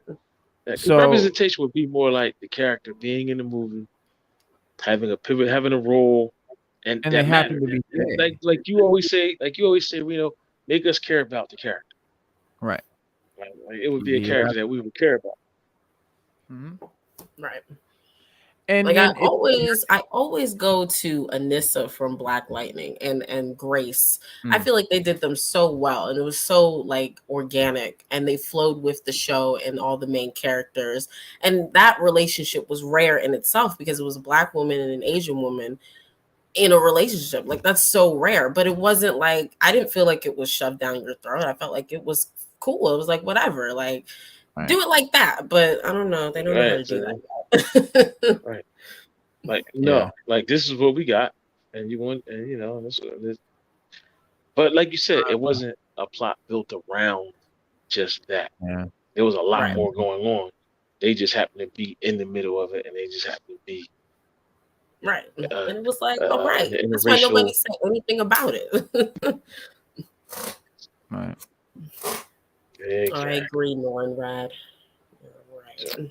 Yeah. Oh, did you see that? Was that you, Stu? That did you watch that movie Prey? Somebody, it's a movie called Prey. Yeah, that just came out. Prey. Yeah, that was me. Yeah, that was me. Yeah. Okay. Yeah. Did you watch it? Not yet. Who, me? I haven't seen it too. Okay. I've heard good reviews. But I heard it was good. I heard it was Yeah. decent. It was okay. That's our new Predator movie. Oh, Yeah, you saw It was okay. Yeah, I saw it. It Give was us, all right. give It us, was. give us your personal. yes. Give us your review live. Yeah, On sure. Um, believe it or not, some film critics have been tossing around the word masterpiece when it comes to describing this new Predator film, but which Disney didn't even have enough faith in to give it a theatrical release, and I think we all know why.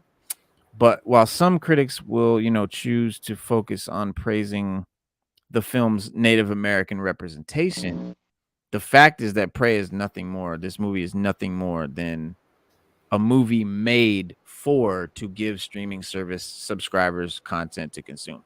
It's just content. It's not, there's nothing really, and it's very much, it's such a, how can I put? What's wrong with So, that? No. What's wrong with that? We need content. Don't we complain about how Disney don't give us any content? Right, we got Disney Plus, and think about it. We got Disney Plus, right? 90% of the content that we got from Disney Plus is stuff we already seen years ago. Right, it's old. And then the stuff that they do give us that's new, it's kind of wishy-washy. And we're like, come on, y'all can do better.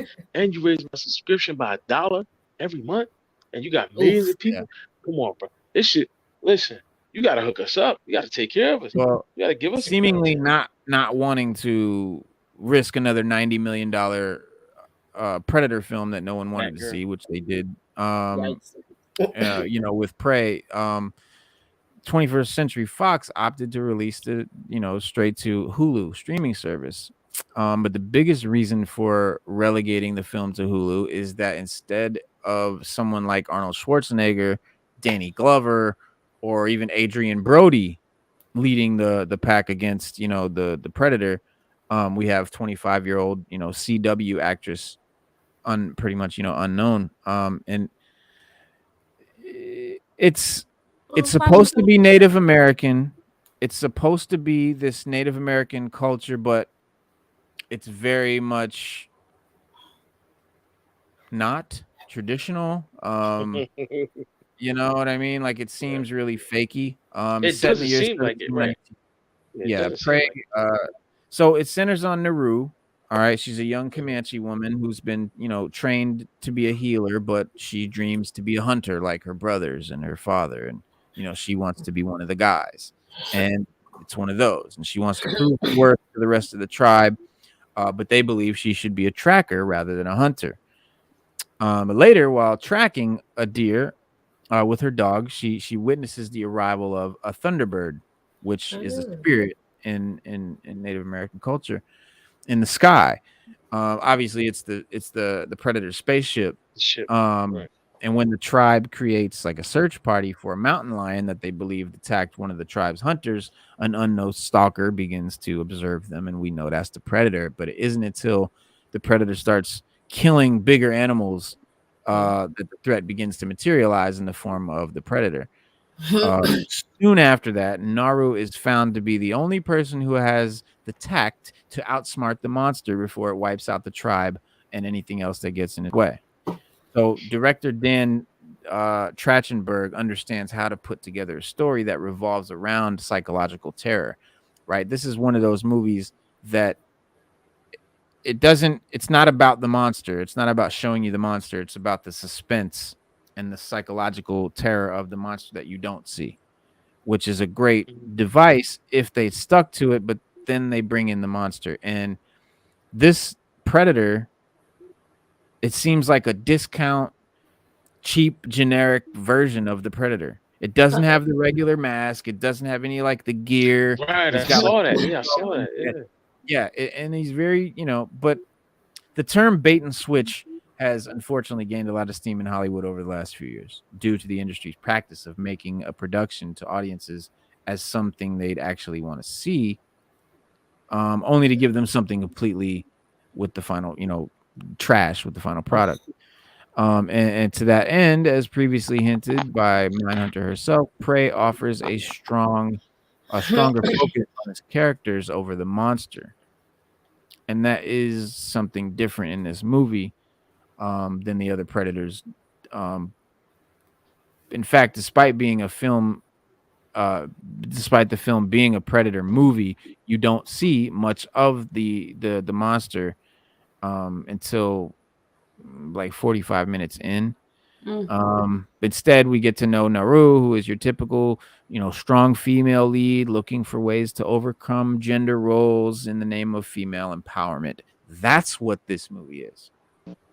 It's that. That's what the whole movie's about. The Predator is a side product.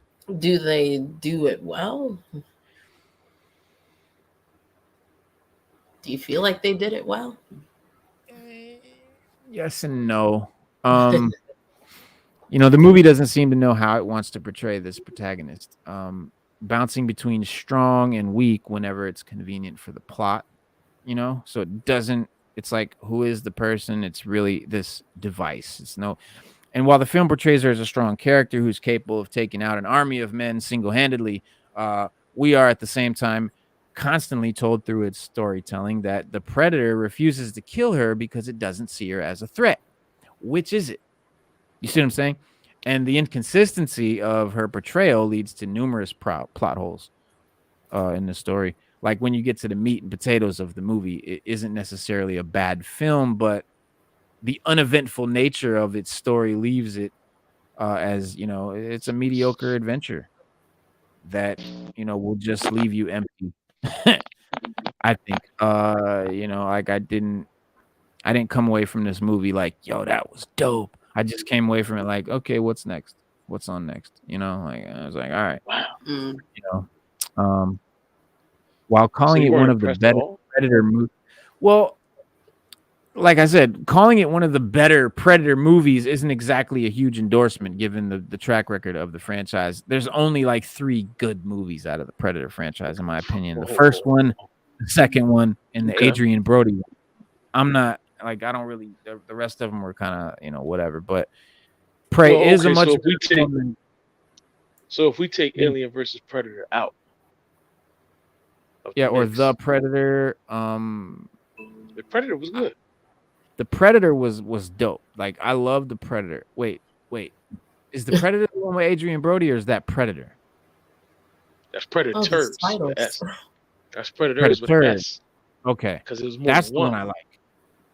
That was more than one. And they went to the world. They had a rogue planet. I love that one. I love that one, dude. I love that one. That one was fucking, that's probably my favorite one next to the Arnold, to the first one. I like the first one. I like that one. And then I like the Danny Glover one third.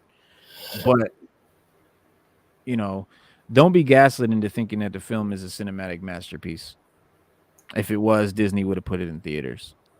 Damn, that's rough, bro. Oh boy. So what?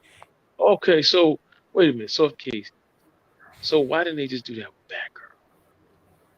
You saw the screen. Yeah, exactly. I don't know why they didn't just put it to HBO Max. Saw it because you came in. They did everything for Batgirl. We covered that. Yeah, you're right. Right. They did a pre-screening for Batgirl. No, I was watching you guys. They did a pre-screening for Batgirl. Now, some people said that it was actually decent. Yeah, they said it was actually decent. Like, it wasn't like some people did. It wasn't like it was bad. Yeah. Some people, I guess, the people who fit it their mattered. 10-year plan. Yeah. So cut. Right. Whatever this 10-year plan is that they've concocted. Yeah. I don't know, man. I don't know. I won't believe nothing. Predators. I mean, on my screen. Yeah, the Batgirl. It was. But yeah, Predator. It's a decent out of the Predators array of movies that aren't really great. Some of them are okay. It's, to me, it's in the lower end. Like, yeah, I don't know. I think Alien vs. Predator was better. I think Predators was better. Predator 1 and 2 were definitely better. But if you like Predator and you're a fan of the franchise, don't skip it. It's decent. But personally, me, if I was a big Predator head, like if I was all about Predator and I was like a big fan of the franchise, I'm not a fan of Predator, but I don't have like a bunch of Predator toys and comics and all kinds. Like I'm not super Predator guy, but if I was, I think I'd be kind of pissed because this Predator, it looked very different than any of the other Predators, but not in like a cool, unique way. Just like, where's the Predator stuff? Like he's just this guy with like, he's wearing like a skull on his head that's supposed to be it's high tech, but yet it's made out of bone. What is it? And it's like the movie takes place in the 1700s. Well, yeah, that's back in the past for us, but this space-faring alien who's been, you know, traveling the universe like it's nothing for, you know, however many million of years or whatever. He's not in his olden days. This is just our olden days. It could be. No, Reno, it could be. That might have been how they got down. That might have been how they got down. Let me finish. So if it was their olden days and you're wearing bones and stuff, you're not flying spaceships. You're not using high-tech gadgetry and all of that. That's can't not mix true. One or the other. Yeah, you can. You can because they're a warrior race. So he might have. I get using bones as trophies, not as armor, not as a helmet. No, you wouldn't use a. He might have been. He might have been an eccentric. He might have been an eccentric predator. He was remember, eccentric. We did see different. We saw different predators and predators. Because when we were predators, we saw different ones, and they all were different. He's a weirdo. None of them This were guy's ever a weirdo. They were all This ornamented. guy's a different predator. He might be a weirdo predator. Right? He might be a weirdo predator. Ain't no might be about it. He is that. I'm not saying he's not. I'm saying he is a weirdo predator, and I'm not. But listen, if you were gonna, like I said, if I was a big fan of the franchise, I would have been pissed. I would have been like, well, let me get, if he's a weirdo predator, cool, but can I get a real predator for the fucking movie too? But that's just, you know, like I said, I'm not a big Predator fan, so I really don't care like that. Doesn't really need to. I couldn't care less. But let me see if I can get you a picture of him. Yeah, all this talk. I we get it. Looks like. We get it. I know. I definitely want to see what he look like now. Yeah, because in Predators, when you had Predator, the last movie, that Predator was dope. When they had that Super Predator, he was dope. Mm-hmm. He was big. I was like, is this the one from the film? Yeah, we know. Yeah. Wow, that doesn't look too threatening. Yeah. Like that Predator look whack. Like. Yeah, none of them were. Yeah, it wasn't, but it wasn't. But like I said, though, I don't know. I'm not trashing the movie by any means. Like, it's not the worst movie. It's not the worst. What up, Shadow? What's good, homie? Yeah, it's. I'm not trashing Shadow. the movie. If you're into Predator, you know, you'll dig it, I guess. But it didn't. I don't know. Didn't move me. To me, it was like, it was so overbearingly this, you know, the little woman overpowering the men and girl power and all that stuff, which is all great when used properly. But this seemed like it was just all about that.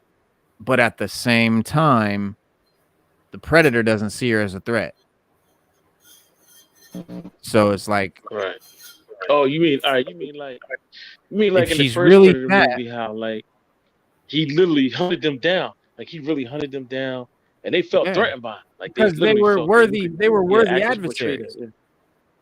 But they were worthy adversaries. That's why the Predator goes around the universe and he looks for worthy prey. Like he wants to hunt a prey that's going to give him a challenge. So humans are one of the best things that they found. Like, and this one, you see him, he hunts like a wolf, and he does like he's like building up to he kills a bear, and then like, but yeah, like the human being is the most dangerous animal on the planet, and so maybe he's a younger predator. You know, maybe he's just a younger predator, just working his way up, and he's got to earn his trophy. Then give me that. Then give me that. Then give me that in the story. Tell me that. Show me that. Make that obvious in some way. Let me enjoy that. Let me Let me know that, because that's what I'm saying. That's the difference in good storytelling and bad storytelling. If I got to go away from the movie and go, well, maybe he's this and maybe he's that, and he could have been that. Well, he could have been this. You didn't tell the story right, because why don't I know? You know what I'm saying? Like, I should know that. I should know. And so, yeah, they left a lot out. I mean, no, I agree. I agree 100%. I agree 100%. If you're just looking for like because a fun, entertainment, oh yeah, I'll probably check it out because I it'll have entertain no connection with the Predator universe.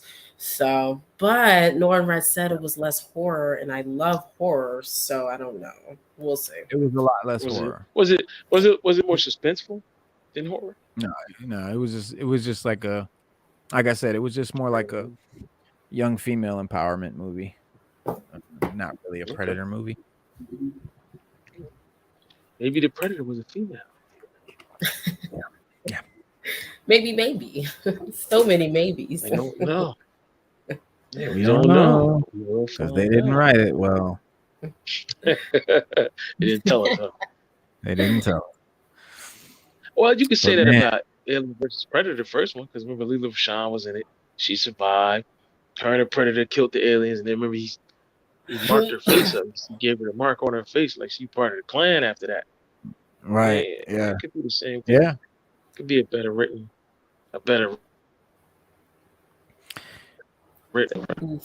You're breaking up.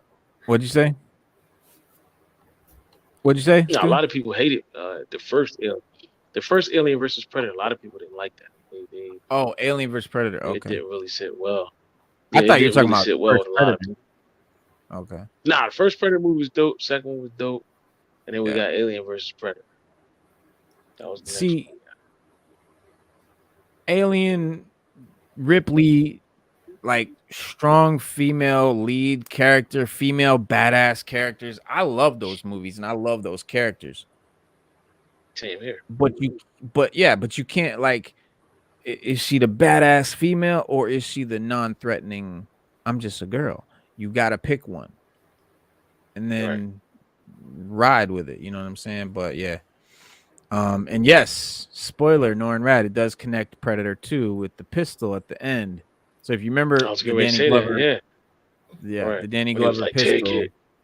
Yeah. Well, let me ask you a question. Hold on. Let me ask you a question. Did that at the end of, since you saw it, spoiler alert, at the end of the movie, did they kill that Predator or did more Predators come? Oh no, she killed him and that was it. But so how did they get that a different pistol? The pistol. No, the pistol. So in order to explain why the pistol is such an important Easter egg, take a look at how Naru acquired it in the first place. After she and her brother survive being used as predator bait for a group of French settlers, she encounters a translator she met earlier in the movie, credited as Waxed Mustache. But he appears to be severely injured by the alien, offers her a gun in exchange for medicine. She reluctantly accepts his offer and is told, how to use the gun. It's black powder. You got to load it and put the bead in and all that shit. Put the bead in there, right? You gotta put the ball, and don't put too much powder or too little. Yeah. However, it isn't long before the Predator returns to the campfire site, killing Wax Mustache and leaving her alone with the gun. At the end of the movie, she gives it to her village elders, where its original owner there's a little plate on the gun, and it's engraved with the name Raphael Andolini. All that is so in the beginning, or in the Predator 2, you have one of the Predators had a gun that was like a trophy piece, and it said Raphael Andolini 1715, like the year 1715. Yeah, those are the Danny Glover. Yeah, right. Well, Raphael Andolini might not have been seen in the movie, but it doesn't mean that he's an unfamiliar name in the Predator universe. It's not just this gun. In Dark Horse comic story Predator 1718, Andolini was introduced as a pirate captain whose ship is anchored in Guinea as he's dealing with like a potential mutiny. tensions, on the ship escalate, resulting in a full-blown battle between the captain and the crew. In the distance, a predator is found hunting for his next trophy, and he watches the battle. Wanting to eventually claim Andolini's death as its own, the creature decides to side with Andolini in the conflict, and the two end up fighting side by side despite their staggering differences in abilities. That is until uh, the two almost begin to fight themselves before Andolini is shot by a hidden crew member. He dies of the gunshot wound, gives the predator his engraved gun as a sign of respect. Needless to say, he sounds like a pretty cool dude. Outside of the normal pillaging of pirates, pirates were known to do. But so he gives him this gun. Then 1990 comes, and we see them in the Predator 2 film. The gun appears in the movie. After a cat and mouse chase through the city, and a bunch of people get killed and all that. Danny Glover is the LAPD lieutenant. He's about to be defeated by the invading predators. After all, groups of them are suddenly teleporting around him, popping up after he killed one of their own, nicknamed the City Hunter. When they were shrouding themselves. Yes. And, they don't teleport. They were shrouded. They were shrouded. Yeah. Yes, they were shrouded. They were decloaking, de-shrouding. Yes. Thank you. For the film, but yeah, so what wasn't expected was for them to show not only mercy but respect for the cop, right? The predators. Instead of punishing him for killing one of their own kind, instead they give him a trophy, as a sign of respect. Like, oh, okay, you killed one of us, like respect. You the man. You the man. Right. You got the juice. And, you got the juice. Take this. Right. And so you got so that's the gun. That's the trophy. That's how the gun. And then the existence of the pistol does bring up an interesting plot hole, though. The comic that the character of Andolini was developed in technically isn't canon, at least not anymore. When taking the comic into account, it's pretty implausible how Wax Mustache was able to have the gun in the first place to give to Nehru. All right. The Predator being given the gun by Andolini is all fine and good, but the problem is that there is no way that this origin for the gun can be possible now. Because remember, Prey takes place in 1719, 1 year after the events of the one shot. Thus, there is no logical way for the translator to have obtained the gun, having no knowledge of the predator's existence up until then. Right? Sure, the series has never been, a stickler for maintaining canon, but it's a weird mix-up, given how clear the callback is to an important, part of the franchise. But another place where things get tricky is how the Predators now even obtain the pistol in the first place, because now the Indians have it. And the end credits to Prey could be a hint, though, but even the definitive nature of those is a bit confusing. As you might recall, the painting inspired end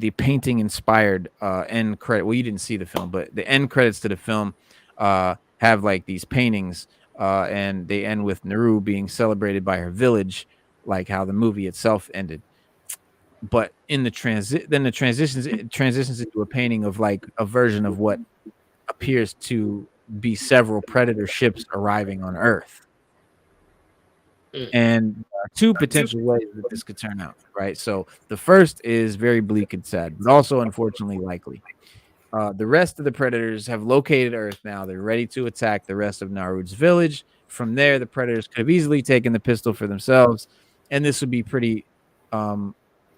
pretty upsetting ending, right? Given how much of the movie felt like an allegory to the horrors of American colonization, and this would seem like a significant step backward. However, let's go back to Predator 2 for a second. Remember when a group of Predators also came to surround Harrigan, only for them to pick up their dead comrade and leave? The same could very well have happened here. They could have came, the elders could have come. and giving the predators the pistol like as a sign of respect. Instead, like like given the like is why would they want to keep the gun given to them by colonizers? The Native Americans, they don't want the gun. So anyway, so like here, that could be, that's like the good way that it could have ended, or that they could have gotten the pistol. Because if you try to link it all up by the comic and the original and oh boy, that sounds like a lot. It doesn't make sense, right? There's a lot that don't make sense. It doesn't work. Yeah, it doesn't work. So, but it's a cool little nod, to the old school. I mean, hey, listen, I'll take it. That means they came back. That means they came back. That's true. Yeah, it means they came back from it. Yeah. But like you said, Predator, we just haven't had a solid Predator movie yet. We need one. Yeah, I think Predator that's the problem. Was the last good one. Yeah. Yeah, they keep struggling with where to place it, who to place it with. You know what I mean? Like, it was a Predator movie where he has to hunt the ultimate prey, not just man. Like, it could be another alien. It could be, like it doesn't have to be always a man. Well, that's like when he's hunting alien. Right. Because remember, if you look at Predator, we have that movie. Predator. Because remember in Predator 2, if you look at that's where people got the idea. If you look at the trophy wall, there was an alien head up there. Mm-hmm. Look at when they show him put the trophy up on the one, they show him put the heads. Some people say if you look closer, you can see a Wookiee. See some other Where did they get that from? I never paused it. Yeah. Right, I never paused it to check. Yeah, some people said there's a Wookiee face up there. I never paused it to see. I did see the alien head when I watched. You can see that clearly. But some people say if you pause it and look at it, you can see other famous animal, aliens up there that they've hunted and killed. Yeah. Wow. Yeah. Nice.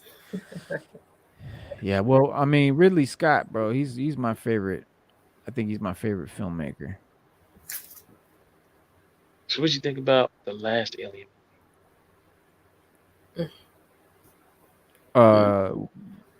Which you mean the Prometheus stuff? Yeah, Prometheus. What do you think about Prometheus? I love. Because we're supposed to get a sequel. We're supposed to get a sequel to Prometheus. We did. It's called Covenant. I'm talking about no. Like, all right, we got Covenant.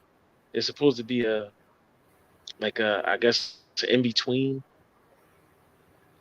Prometheus and Covenant. It's supposed to be a movie in between that. Something. We're supposed to get something that falls in between there. Because remember, David talks about how he went to other planets, right, and infested it with the alien species.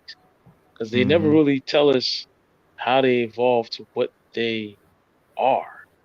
We know they mimic whatever they infest. Like in Alien 3, people always ask why the alien looked like that. Well, that's because it was incubated inside of a dog. That's why it looked like a dog. So it was incubated inside of a dog. So it was like half dog, half alien. Right. So the question everybody asks are, how did it get to what it was when they found it in the very first Alien film? Yeah. Right. Like, what did it have? Yeah. Like, what incubated with it to make it? Right. Yeah, because it should have been. I mean, when the alien goes inside of a spider, it comes out looking like a spider. When it goes inside of a person, it comes out looking like a person. Half person, half alien. Yeah. Whatever they it takes, aspects. But Alien Covenant, is a sequel to Prometheus, and it also represents the only time that Ridley Scott's career that he would actually revisit his own work directly. While both are connected to the original Alien film and its sequels, these two movies, Prometheus and Alien Covenant, share a much more intertwined narrative that doesn't really show a lot of relation to the predecessor movies. But Alien Covenant takes place 11 years after the mission of the spaceship Prometheus, with the Covenant following in its footsteps and making many of the same mistakes. But yeah, for the most part, it was well received by critics, but didn't perform very well in the box office. Fans had, but I didn't hear good things about Covenant. No, fans had a lot of problems with Covenant. Because Covenant was kind of all over the place, and then it was weird, and it kind of didn't. It told a lot of story you didn't see. Yeah, and it didn't match. There's the thing with Covenant and Prometheus is there's deleted scenes that are integral to the fucking story. That's the worst. Yes, there is. The worst. There is, especially with Prometheus, because there's a scene where David actually talks to the creators. Like he learned how to speak their language. And like the guy had this long conversation with him about what they were doing and why they were doing it. That was cut out. There's a lot cut out, man. You're right. There is a lot cut out. I watched whole YouTube videos about that. Yes, I did too. Yeah. I did the deep dive, bro. I did the deep dive. Yeah, me too. Yeah, me too. And all that shit. Yeah, because Prometheus was so cool to me. It was so good because I had no clue that it was at all related to Alien or anything when I went in to see it.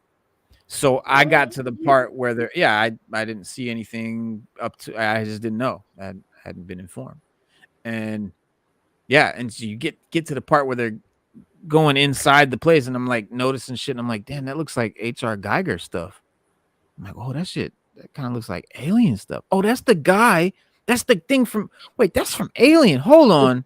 Yep, yeah, and I started putting it together. I'm like, whoa. Hello. And I was like, whoa. Plus, this is better. They never tell you how.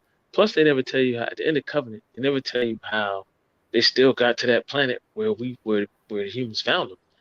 They still never tell you that, because apparently, at the end of Covenant, at the end of Prometheus, that ship was supposed to crash on the planet that they found, but I don't even get me started. It is. Yeah, he released the alien. Right. So it was the creators created the alien as a device to wipe out planets, civilizations that they deemed unsuccessful. Because remember in the beginning of Prometheus, the bald head, the big creator guy, he drops that, he falls in the water in his DNA, and that's what creates life on Earth. And they grew Earth, they grew the humans, they grew our civilization, and decided, you know what, these guys suck. They're gonna probably destroy that planet. They're just killing each other. There's really no purpose in their existence. They didn't work. Let's kill them. Let's send the alien. They drop a bunch of aliens, but it didn't happen because they, I think, got attacked by their own monster or some shit. It's very ship never complex. made it. It never made it. Yeah, it never made it to Earth.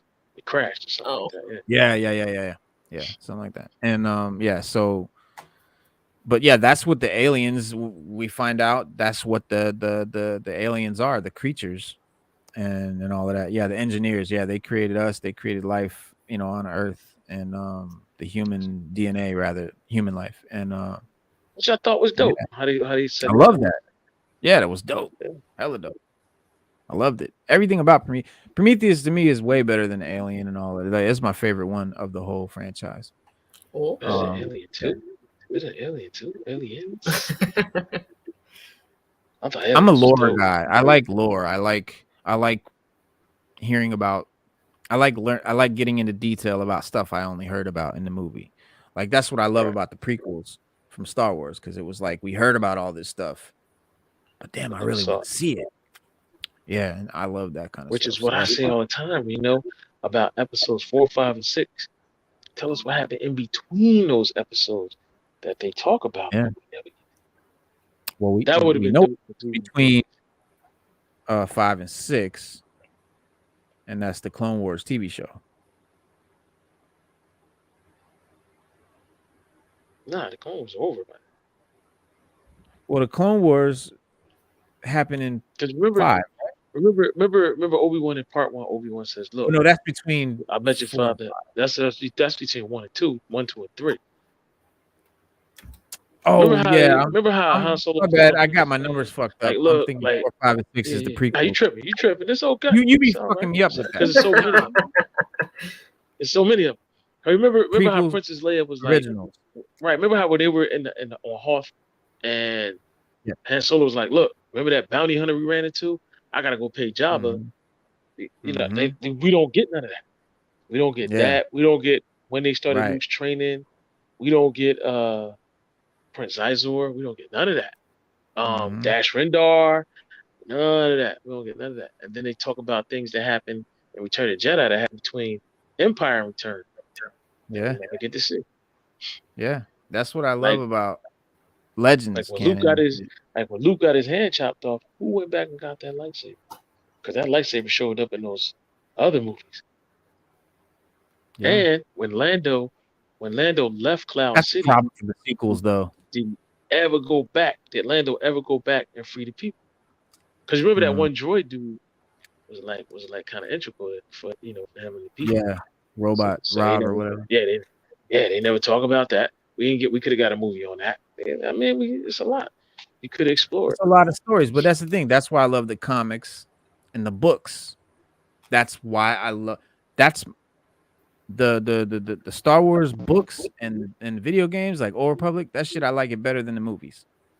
I'm more a fan of the Star Wars comics, books, games, all of that, the extended universe stuff. Because I saw the movies, they're great, but I saw them. How many times can I rewatch them? I want to hear. They're always better than the movies. Always. Yeah, 99% of the time. Yeah. Oh yeah, Jurassic Park is a perfect example of that book. But I don't mean these aren't books. Is good. This isn't the book. It's the same movie. It's the same story as the movie. These are books that take place at different times than the movie took place. So they're not book adaptations of the movie, or the movie is not an adaptation of these books. These are just books about different times. Oh yeah, but books are always better than the films. They always give more detail. You're always immersed far deeper. Yeah. You would be than a film. Like Shadows of the Empire. Yeah. We should have got, episode 4. We should have got episode 4.5. Shadows of the Empire. That's what I want. That's what I'm saying. All right, and then we should have got, because apparently Dash Rendar was kind of like, he had a hand in helping save Han Solo, even though we don't know what happened to him at the end of Shadows. We don't know what happened to him. Everybody always wanted to know what happened with Dash. Like he died. His ship. Yeah, and that's something that hopefully they'll explore. And like at the end of Rebels, we don't know what happened to Ezra and Thrawn. So that's the main character of the show, and Thrawn. So Thrawn and Ezra are gonna have to show up somewhere in one of these shows, Ahsoka or something. And I'm sure they will. True. But Knights of the Old Republic, this is very exciting news for me, because Knights of the Old Republic, my favorite era of Star Wars, the Old Republic era. Knights of the Old Republic is where we first learned about the Old Republic. It's the video game, one of my favorite games of all time. KOTOR 1, KOTOR 2. Well, there's a fan or a group of fans or whatever that have decided to make a TV show out of the KOTOR storyline. Revan, Malik, all that great shit. And this is the trailer for their new series. Check this shit out.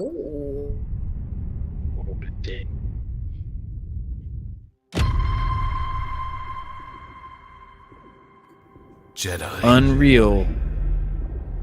Sith. To them, it's all the same.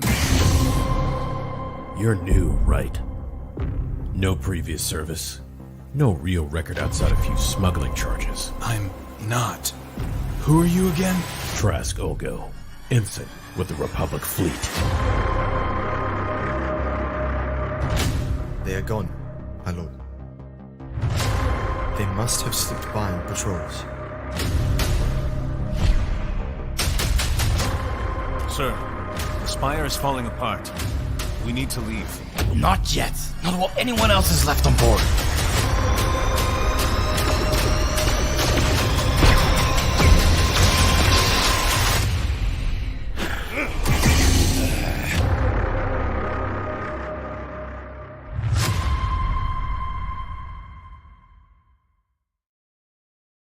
That's gonna be dope. So the it was interesting. It was funny though, because the guy that was speaking in the video he's like, he's like, I'm Trask. Trask in the video game is like a nothing character. He's like there for like a millisecond.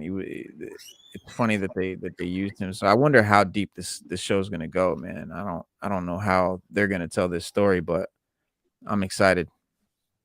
because, like I sense. said, we don't get enough Old Republic content, and I've always wanted them to do their show.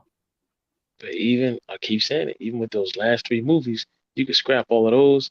If you would have gave us 3 movies about the Old Republic, oh, Stars be a hit right now. It'd be on top. But they didn't Running do the game. It would be running the game. Well, because Hollywood just isn't that smart. If only we could get movie content, Disney, this kind of stuff. That's true. That's 100%. That's 100% true, Big Country. I mean, I can't even disagree with you on that. Only for the simple fact that everything we've ever got was the exact total opposite of what we get in the video games and the books and cinematic, universes and all of that. Yeah, because that's unreal. That's unreal cinematic. That was unreal. That's unreal cinematic. Yeah. So it's just Kathleen Kennedy. It's the only answer I got for you. Kathleen Kennedy. It's just what I got. That's all I got. Kathleen Kennedy. Yeah, but that's that's how it goes down, y'all. It is we started the show late, guys, but it's almost 10 o'clock, 9:45. So we've been on 2 hours and 15 minutes. And we'll be back though. We'll be back Wednesday and Saturday. Every Monday, Wednesday, and Saturday, 6:30 p.m. Eastern Standard Time for the next at least month. Those times may change, but for now, it's Monday, Wednesday, and Saturday, 6:30 p.m. We'll be here, same bat time, same bat channel, and check us out. Let me see here. We got. All right, brother. Peace, guys. Peace, peace, peace. Peace, Norm Rad. Peace, Big Country. Shout out Slade Wilson. Yes, to the homies, for the new people. And big shout out to Shadow the Panda. Original Origin. Welcome. I don't know if you've been here before. Maybe you changed your name. He's new. What's up? Okay. I think. Yeah.